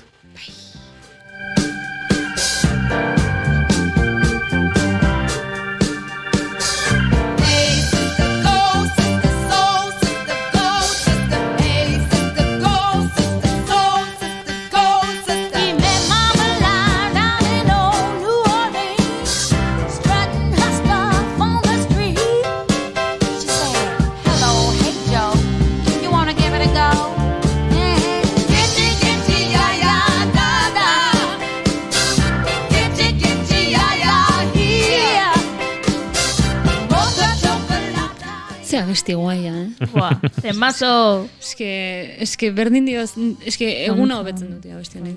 Euskadera du. Euskadera. Pues begira. Naiz eta justu Lady Marmaladek, nola esaten Marmalade. Marmalade. Justu abesti honek ez du oso ondo ekartzen igual orain hitz egingo dugu, ez? Dela momentu klasikoak, ze musika klasikoan inguaren ere hitz egin dugu, momentu maximalistak, kastratien dramoi hori, ez detela berriro gogoraraziko. Noten izenen jatorria, badakit izan zela pixka bat densoa, baina, bueno, orain badakizute nondik datorren. Maiatzaren 7 nahiko interesgarri geratu zela, ze hori, maiatzaren 7 gauza pila bat gertatu zian, Beethovenen 9. estrenua, Brahms hiltzala, Salieri hiltzala, gauza asko. Orduan, bada egun oso ez dakit berezia klasikoen munduan. Eta Foreren Requieman inguruan ere hitzein genuen, titulatzen zen kapitulu hori edo atal hori 1888an lasai hiltzea horrelako zerbait. Requiemen inguruan da drama gutxien daukan Requiema. Eta pixkat pakian usten zaitun Requiem hori, ez dio eriotzari beldurrik, modu baten esplikatzeko nahiko errex. Eta bueno, gero popurri pixka bat ere egontzan, hor, demoraldi bukaeran Bridgertonen inguruan hitzen genuen, Disneyko villanoen inguruan ere jardun dugu, musikalen asunto hau dana, oendik, ez eskitola gustatzen, de hecho, Iruñara dator Chicago, euskat pare bat dagun, jungo gea ikustea da, jungo zea ikustea, zen nik ez dut ikusi nahi. Nik Nashvilleen jo nintzen aurreko maiatzean, ozein, ez jomian asesantutan, eta gogorra, gainera, kosta egiten zen ulertzea. Chicago ikustera juntzinean? Intuten, urturrenen bat zela gainera, eta urturren horren arira, abiarazi zuten Chicago, eta bagindoa zenguan, hartalde baten moduan, antxe, boazen zentro horuntz, eta talda bat, Chicago, eta zera, eta hongo geha, eta, bueno, hori, pixkarlatza izan zen. Iruña dator orain irailean, eta ez dut jungai. Eta lagun batek esan dit, plan, jungo geha. Erregen inguruan etera eritu ginen, Luis Amalauarrena, eta... Baina hori, oin dela piden bora. Ia zer eritu, pasaden demoraldean eritu gara, akaso revival bat egin zenuen, baina... Posible da, Udaberrien sagaratza hori oin dela pi izan zen. Baina, nola da posible? Akaso hori be, baina... pasaden demoraldian horren erreferentziaren batzuk egin genitu. Bai, kurtsu hasieran errepaso egin genunean iragan demoraldian. Esan daiteke. Luis Amalaugarrena, agian Bridgertonen inguruan hitzen genunean, korteko dantzen inguruan hitzen genuen. Agian hori da. Ze Luis Amalaugarrena balletaren sustatzaietako, bueno, sustatzaia handiena izan zen, orduan, agian horren inguruan, baina bueno. Maialen, nora dator Chicago? Iruñeara, barkatu, Iruñe astiz. Iruñera, Maialen. Barkatu. Txatean, herrietan. Zuzendu naute, bai. Herengo guna darkakuzo lasai, Poliki, Lasai, ergakuzo, lasai. Poliki. Bueno, urrengo astetik aurrera, ze rekarriko dizuet? Ez dizuet esango urrengo astean ekarriko detena? Ze ez dat nahi. Gainera da zerbait hola pixkat udan zehar landu deten zerbait, eta ez dizuet ez dut nahi kontatu zer den. Baina, bueno, hype pixka bat inaet. Baina badaude zenbait gai, City Pop estiloa, Quincy Jones, Carol Kay, pentsatzen eta oskatzen dela, Weather Report taldea jada, 3. aldia zerrendan jartzen detena, eta naet, bengoz Weather Report taldeari buruz hitz egin. Panonica Rothschild ez dela musikaria, baina oso pertsona interesgarria da musikaren inguruan da biena. Eta agurtzeko, jardungo degun diska bateko abesti bat jarri nahi dizuet, eta ea ezagutzen dezut, entzen, nik esan gulke nahiko ezaguna dela. Hau? Bai.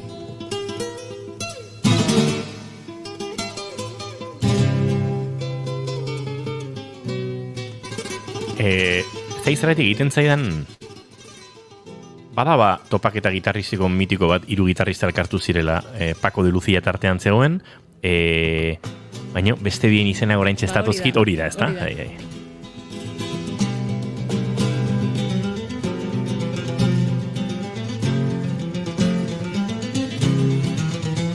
Abestian izenburua konkretuki da Mediterranean Sundance, eta diska, daude 2 diska, bat 81koa uste, eta bestea 86koa.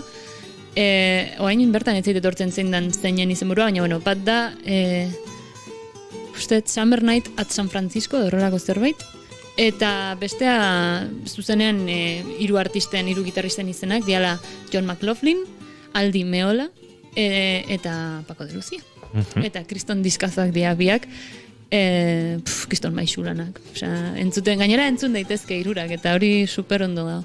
Eta hoxe, pues, diska hauek eta beste batzuk, pues, bauzkator zai, eta horrengo astean, nik uste sorpresa hartuko ez dutela horrengo astekoarekin. Zeona. Gironetan agurtuko dugu Maialen Teiabide datorren asterarte, Maialen. Zure zaindu eta imeiak ez daitezela mugikorrean sartu hartxaleko 7:00 aurrera. Hori da, bai. Zaindu. Bai, zuke bai. Eta Maialen Teiabide agurtu eta gurera agurtu behar duguna, Arrira eta bera da. Egunon, eta ongi etorri. Keixo. Berri hon badaukagu zuretzat. Bai, Gero hitz egingo du kuskustu dokumentalaren inguruan, kuskusturen inguruan egin duzun dokumentalaren inguruan, baina Mikel Urretagoiena gonbidatu dugu dagoeneko bigarren kafearen elkarrizketa akustikoetara. Erra. Disko erra. Bai.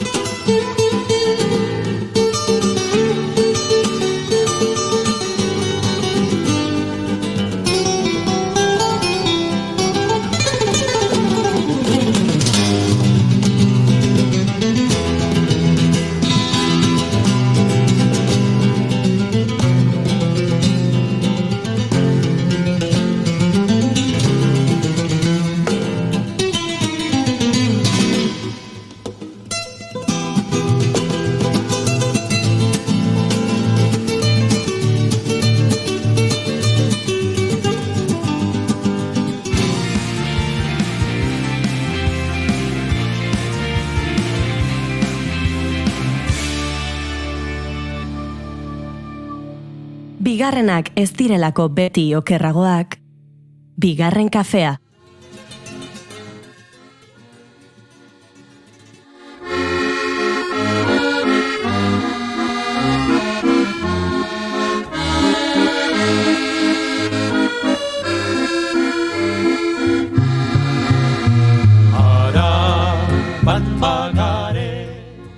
Diote, inor ez dela profeta bere jaioterrian.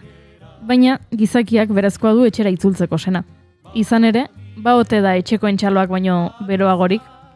Ez dakit txalo horiengatik edo historia gehiago zabaltzeko asmoz, baina Arrira eta Irigaraik etxean aurkeztuko du bere azken dokumentala. Kuskustu, parean, ondoan, elkarrekin. Zumarragan izango da, 2 saiotan, bata, osteguna 12an 8etan, eta bestea, ostirala 13an 6:30. Baita ere lapurdita nafarra. Kuskustu txarangaren 40. urteurrena aitzakiatzat hartuta, eta Iparra Hegoa elkartearen bultzadarekin, Urruñan sortu eta Euskal Herri osoan ibili den taldeari buruzko dokumentala egin du Iraetak. Eta itzez berdinez, bat bera dugu izkera. Eta horren inguruan hitz egiteko, gurera gonbidatu dugu. Egunon, Arrira eta Irigarai. Egunon. Egunon, Arriki. Keixo. Ondo altzara?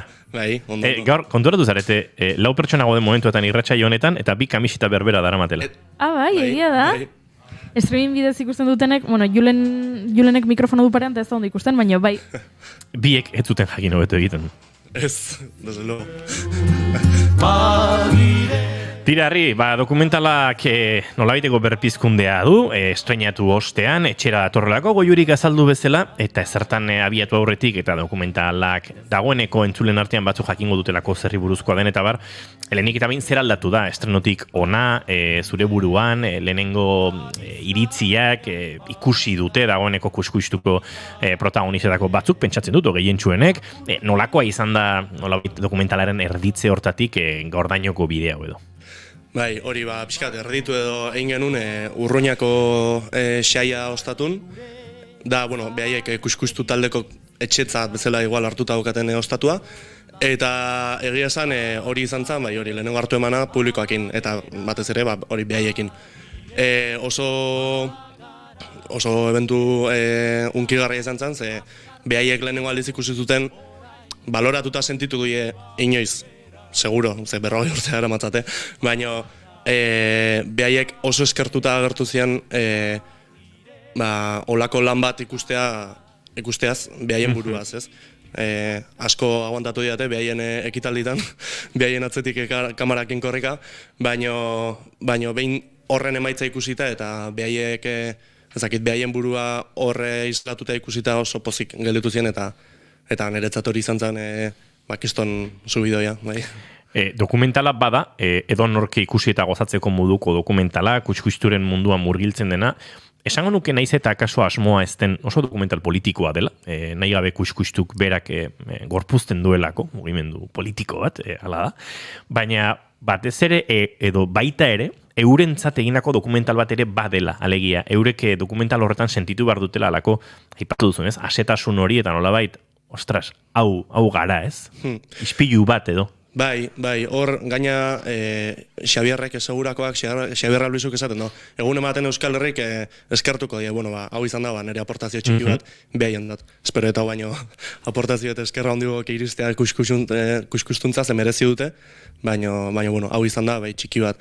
Da bai, behaiek azkenen, taldea, igual ja pixkator sartzearen taldea ez da finkoa, taldea batzutan juten die 5, juten die 30, eta orduan, hain gauza definitua ez danez, zerbait definitun behaien burua ikustea, nik uste behaentzat izan zela oso berezia, eta oso, behaentzat ere, subidoi txiki bat, ez, behitu 40 urte guaz hau egiten, eta, hemen ikusi gutxi gara bera, berriz eren ez eta gu jakin zer dan, zer gehan, ez? Kuskustu eta kuskustuko kideek eta lagunak, eta bai. Kuskustu txaranga parean ondoan elkarrekin testigantza batetik, esango nuke, abiatzen dela izen burua, ezta? Eta testigantza horietan gauza susaten dira kuskusturen inguruan, batzuk nolabait kuskustu denen bor diren protagonista horiek esaten dituzte, baina testigantzen artean badaude nolabait kuskustu badiren, baina periferikoagoak diren, denborarekin iritsi diren, eta nolabait pentsatzen dut hor ere badagoela, ez? Aipatzen duzun aitortza hori protagonisten eurentzat, pixkat kanporago dagoen edo periferikoagoa den kuskustu hortatik, ez? Bai, niretzat oso importantea zen erakustea inguruko jendeak ere ze pentsatzen den kuskustutaz. Ze kuskustukok badakit, ez dira jun inorri galdetzen ze pentsatzen duten, jende guztik behaien ingurutaz. Behaientzat da kuadria lagun talde bat, musika egiten dutena eta asko disfrutatzen dutena. Baina inguruko jende askontzat izan da beste gauza asko. Asko aportatu duen talde bat izan da, bai Ipar Euskal Herrin eta hegoaldene bai, eta niretzat oso importantea zen kuskustuk behaien taldeko eta zaparte ere, jende esanguratsua dana eta batez ere euskal kulturaz eta euskal kultura marrun dauna eta euskal kulturaz asko dakina, behaiek ere asko esatea zer iruditzen zaien eta zer aportatu duen kuskustuk behaien ingurun, bai. Ez dela erri bat musika igabe bizi dena, egiten dugu, kantua ematen dugunean, pentsatzen dugu, ere zerbait sortzen dela, haremana sortzen dela, eta hori da niretzat importanteena, da mezu bat gisa kantuarekin eranezake. Kuskusturen ekarpena alimalekoa da, handia, bapateko freskotasun hori, transmititu egiten da, eta gaina jendeak eta bizi egiten du, ez? Berezitasun bat da, gu... Zalduko zenuen asko eta baina nola iritsi zinen, kuskusturen arrasto ontara eta kuskustu txarangaren inguruko dokumentala hau egitera, herri? Bai, hau, izatez da gradu bukaerako lana, pixkat, azkenen luzatu indana, ez? Hasi izan lan txiki batetik eta behai proposatu zuten gaia eta gukon hartu ingenun, interesgarra iruditzen egun eta horrekin hasi ginen. Eta lan txiki batetik, azkenen atera da, 80 minutuko dokumental bat. Eta horre dokumentalen ere ateatzen da, Peio Arantzabal, beak eukizun pixkatea iniziatiba hau sortzeko, horregatik ez, pixkate esatezen, kuskustuko media daukate, 70 urte, eta hau baleike edo ez, bukatzea laizter, eta hau ez da jasota inon, fundamentuz.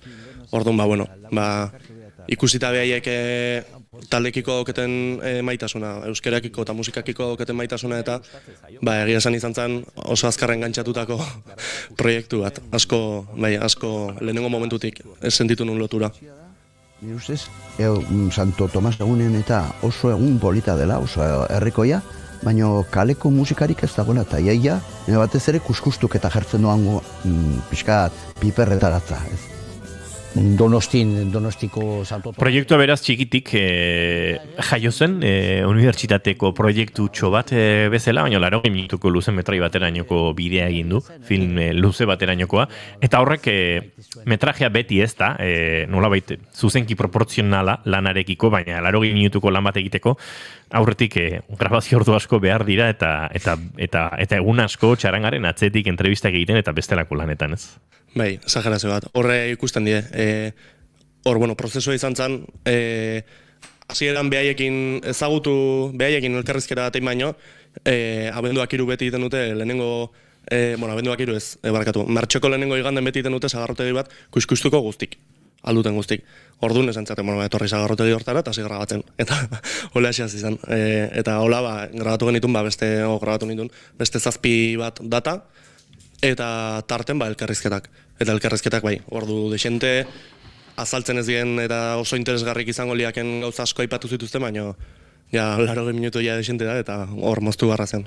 Pentsatu duzu momenturen batean, holako muntaia laburragoren bat egitea, ez dakit jaialditara begira, musika, zinema jaialdi espezifikoetara begira, eta horrelako lanetara begira du? Bai, batez ere daudelako, dokumentalak kuskustu balion jartzez aparte beste gauza asko ere jartzen ditu balion. Igual ardatza euskera izango litzake, gero bestea pixkate Euskal Herriko borroka ezakit grina edo ukitzea. Gero baita beste elkarrizketatan oso gauza interesgarrikatea ziren, adibidez iparralden ikastolan mugimendua eta nola bizi duten, eta horrek bai ikastolatatik nola sartu ziren batzuk kuskustun eta gero baita kuskustutik nola sartu ziren batzuk ikastoletan.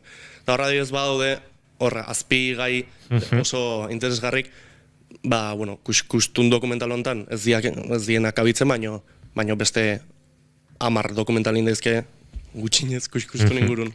Aipatzen nuen lehen oso dokumental politikoa dela, kuskustuk berak gorpuzten duelako, ez? Horako mugimendu politiko hori, kantatzea, uste dut badela, dagoeneko jardun politiko xamarra, euskaraz kantatzea zer esanik ez, suposatzen duena, eta zoritxarrez Euskal Herria banatu honetan edo sasi banatu honetan, ez, muga ditxosozkorrekin, iparralde eta hegoalderen artean sortu duen zubilan hori, nazio kontzientzia lan hori ere bada, ez, gertutasuna, festa, alaitasuna, kantua, laguntasuna, baina aipatzen duen bezala badago, ez, euskeratik eta nazio gintzatik ere ari den talde baten jarduna dokumentalean, ez. Bai, eta hortik arrata gore, hortan asko zentratzen die, egia esan kuskustun hori da behaien harima, azkenen, iparra egoa ere kuskustutik sortu zen, eta gero baita, aipatzen duten ez, dala kuskustu beha, nola ez duten kobratzen askotan eta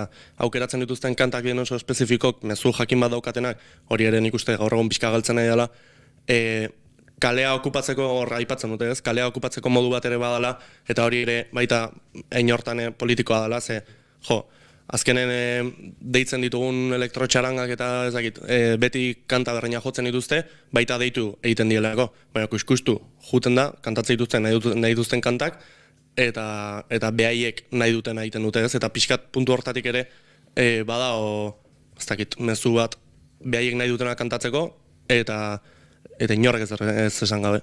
Eta hori bereziki euskara hegemonikoa ez den Euskal Herriko guneetan ikararazko ekarpena da, aipatzen dute dokumentalean bertan ez, badaude festa batzuk, hainbat festa, kuskustu joan edo ez joan, aldatu egiten direnak, ez? Eta nola azpimarratzen dutenak euskal kutsu hori edo.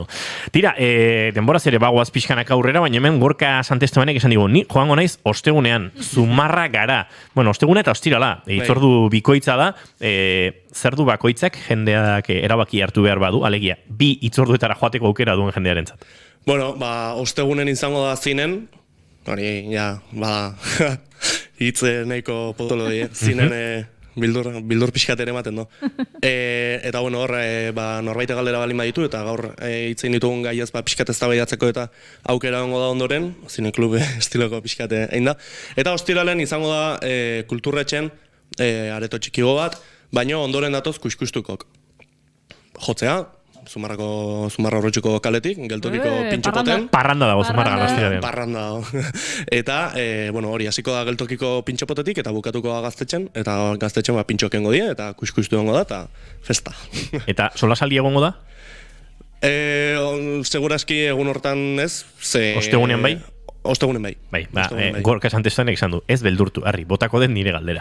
Vale. Gorka, lasei, zure galderak ez gaituzte beldurtzen, zuk bota lasei. Eta, ona bota digu bat, baina uste dute betatu egingo dugula. Ze galdetu du. Zein izango da zure horrengo proiektua? Eta entzun gabiltza, sortzaileari, horrela, erditu berritan ezin zaiola galdetu urrengo proiektua zein izango da. Bueno, Harrik erabaki ezala erantzun nahi du ezin da zure urrengo proiektua. Edo akaso kuskustu oraindik badu, lehen aipatu den bezala, ez? Jarraipen emango dioten beste formato batzuk, edo ez dakit zuk erantzun. Hain guzti, kuskustukin azteko izango da, oain herri esentetan, aldan herri guztitan bira bat egitea dokumentalakin ikusen nahi donak idatzi bezala eta lasai deitzeko, udal elkarte txiki moldatuko, egingo du. Eta gero baita, beste baita sentitzen dut, igual euskal kanta gintza hori edo pixkat galtzen edala, orduan lokantekin eta, ez? Zinekin berkatu? Lokantekin. Hor baude, igual pixka galtzen nahi dien zea horiek, ez? Fazeta txiki horiek, eta hitzak eta pixkat horti berreskuratzeko zerbait ere hor bauket burun ondo ikena, bai. Ze ona, beraz, baditu ideiak buruan, eta Gorka, ez dugu azkenean betatu zure galdera. Harrira eta agurtuko genizuke, baina gurekin geratuko zara mabiak arte? Bai, kafea eta pastelak ekarri horregatik, kontatu behar dugu, pastelak eta kafea badozkagu, kafea hartzen ari gara, nik laugarrena daramat gaur, nire denboraldiko lehenengo bigarren kafea.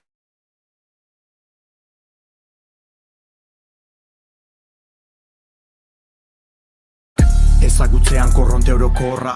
Odeiren periferia kantua maite dugula ere badakizue, baina aurrera egiteko nolabaiteko musika estetik aldaketa behar dugu, ze Goiuri Gatzo etxeko lanak egin gabe utzi zituen. Hori ez da egia. Ez? Ez da egia, ni hasi nintzen, baina, claro, amabiak belaxe iristen dira, eta ez zidan demora eman kontatzeko, kontatu nahi nuen guztia. Horregatik 50-50 utzi zen asuntoa. Urruñatik agurainagoaz.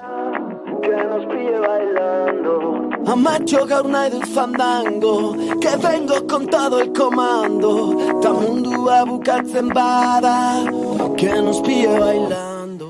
Atzo aipatu genuen, jasta, uda amaitu dela, oporren zentzuan behintzat, eta itzuli garela, eta jende asko lantokira itzuli dela, atzo Ego Euskal Herriko ikasleak unibertsitatera itzuli zirela, eta, agian udaran egontzarela guztiz deskonektatuta eta etzarela enteratu gertatu den. Tordan guk esan genuen, guazen laburpentxo bat egitera, ze joaten zarenean kafea hartzera eta zure lankide patxik esaten dizunean, ze fuertea oasisena, eta zuk ez dakizu zer erantzun, horretarako guk laguntza eskaini nahi dizuegu, eta atzo, zertaz ibili ginen Julen. Oasisen sarrerak lortzea zinezko izan zela, ze gehiago ipatu genen, Taylor Swiften bira izan dela oso arrakastatxua. Eta hor geratu zizkigun, ez? Pelikula bat aipatu genuen. Julen ez dago baratzen. Pelikula bat aipatu genuen, It Ends With Us, horregonda segulako drama pelikula horrekin, eta pelikularak tratatzen duen gaierekin. Da, aipatu genituen gauza batzuk. Agian kontu hauek guztiak arrotzak egiten zaizkizue, ze egontzeate furgoneta hartuta dolomitetan galduta. Dolomitak, ze ondo dolomitetan. Agian estaldurari gabe oman deskurritzen, edo geurean, baina udalekutan. Eta hauexe udak emandako gauzarik ederrenetako bat, udalekuak, eta bereziki inbidiaz betetzen gaituen bat, dela Euskara Aventura. Euskara Aventura da Euskal Herria oinez eta Euskara zeharkatzen duen espedizioa, eta aurten inoiz baino partaide gehiago izan dituzte. 2018an lehen espediziotik argi izan du Euskara Aventurak bere helburua, gazte euskaldunen sarea osatzea. Geroztik, guztira, 16 eta 17 urte bitarteko 741 bat gaztek parte hartu dute espediziotan. Eta alaxe izan da aurtengoa. Kaixo, Libe Martínez de Rituerto Zeberio nauzue, Euskara Aventuratik. Aurten 4. aldiz hartu dut parte Euskara Aventura espedizioan. Uztailaren 1 hasi genuen atarratzen eta 31an amaitu genuen Getxon. Eta hilabetez aritu ginen Euskal Herria zeharkatzen 7 probintziak, 127 gazterekin eta 30 laguneko lantalde ederrarekin. Eta hori, goizero zazpietan jaiki, 8etan abiatzen ginen mendibilaldia egitera, herri batetik bestera.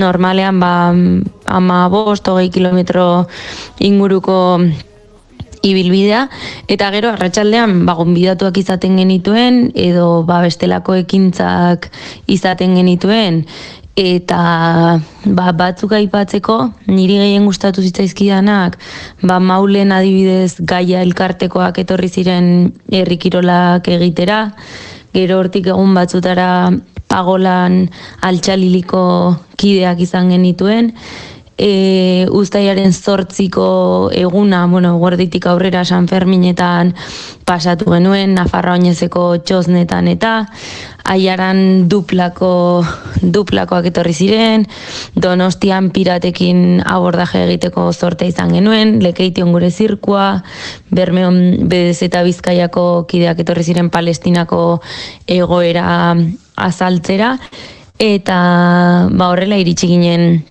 Getxora, eta aurten berriro ere esperientzia bikaina izan da, uda pasatzeko, edo uztaila pasatzeko modu ezin hobea, eta hori beste urte batez sendotu dugu Euskal Herriko sare, gazte sare euskaldun hori, eta badirudi oraingoz harreman horiek mantendu direla, abuztuan hainbatetan elkartu gara gehienok, eta jarraituko dugu horretan sare horri mantentzen eta sua pizten. Xakararen proiektua ezagutu zuten, Libek esan duen bezala BDS eta Bizkaiko kidek Palestinako egoera azaldu zieten, gure zirkura joan ziren Lekeition, Malen Otxoak osasun sexuala hitz egin zien, eta Donostiako piraten mugimenduko kideekin egon ziren. Ze piratak, ze ondo pasatu duten Euskara Abenturakoek piratekin Donostian, edo Bilboko konpartxeekin, hau da, parrandan ez, baina txosna bai ez, ze ondo pasatu dugun, udara honetan. Izan ere, danbor soinuak, badator, hori da, baina danbor soinuak egin? Hori da, udako hitza. Uzeik eta Euskaltzaindiak urteko hitza aukeratzen dute. Danbor soinuak? Ez, txosna! Txosna! Hori guk erabaki dugu udako hitza zein izan den erabaki behar genuela. Eta zalantza izpirik gabe txosna izan da, beldurtu ginen tiket bairekin txosnak arriskoan zeudela ohartarazi zutenean Gasteizko txosna batzordeko kideek, jakin dugu Pepek 26 urteren ostean txosna jarri duela Bilboko aste nagusian. Lizarrako txosnek ere boikota jaso dute, Itziar Ituinok Bilboko pregoian txosnak aipatu zituen, beraz, uste dut albisteetan gehien aipatu den hitza aurtengo udaran, Euskal Herrian behintzat, txosna izan dela, beraz, hori da hitza.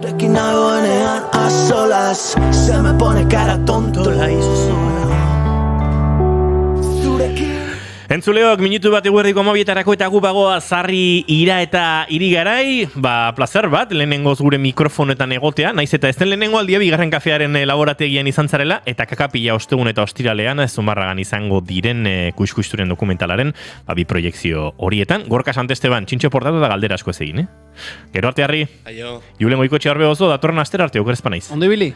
Goiuri zeizarandia, bihar arte. Agur. Eta zuek entzule plazer baduzue, bihar goizeko 10 eta 5, hementxe izango gara, bigarren kafea hartzeko, prest zuekin. Elkarrizketa akustikoen lehenengoa Aitor Guergoren proiektu berri ezagutzeko. Klarinete, txelo eta gitarra etorreko dira. Formazio indie xamarrean, ez pentsa? Eskerrik asko horregotearen bihar arte, aio!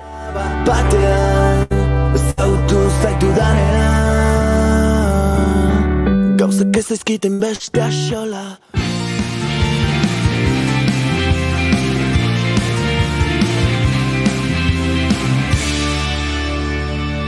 Keep calm and bigarren kafea.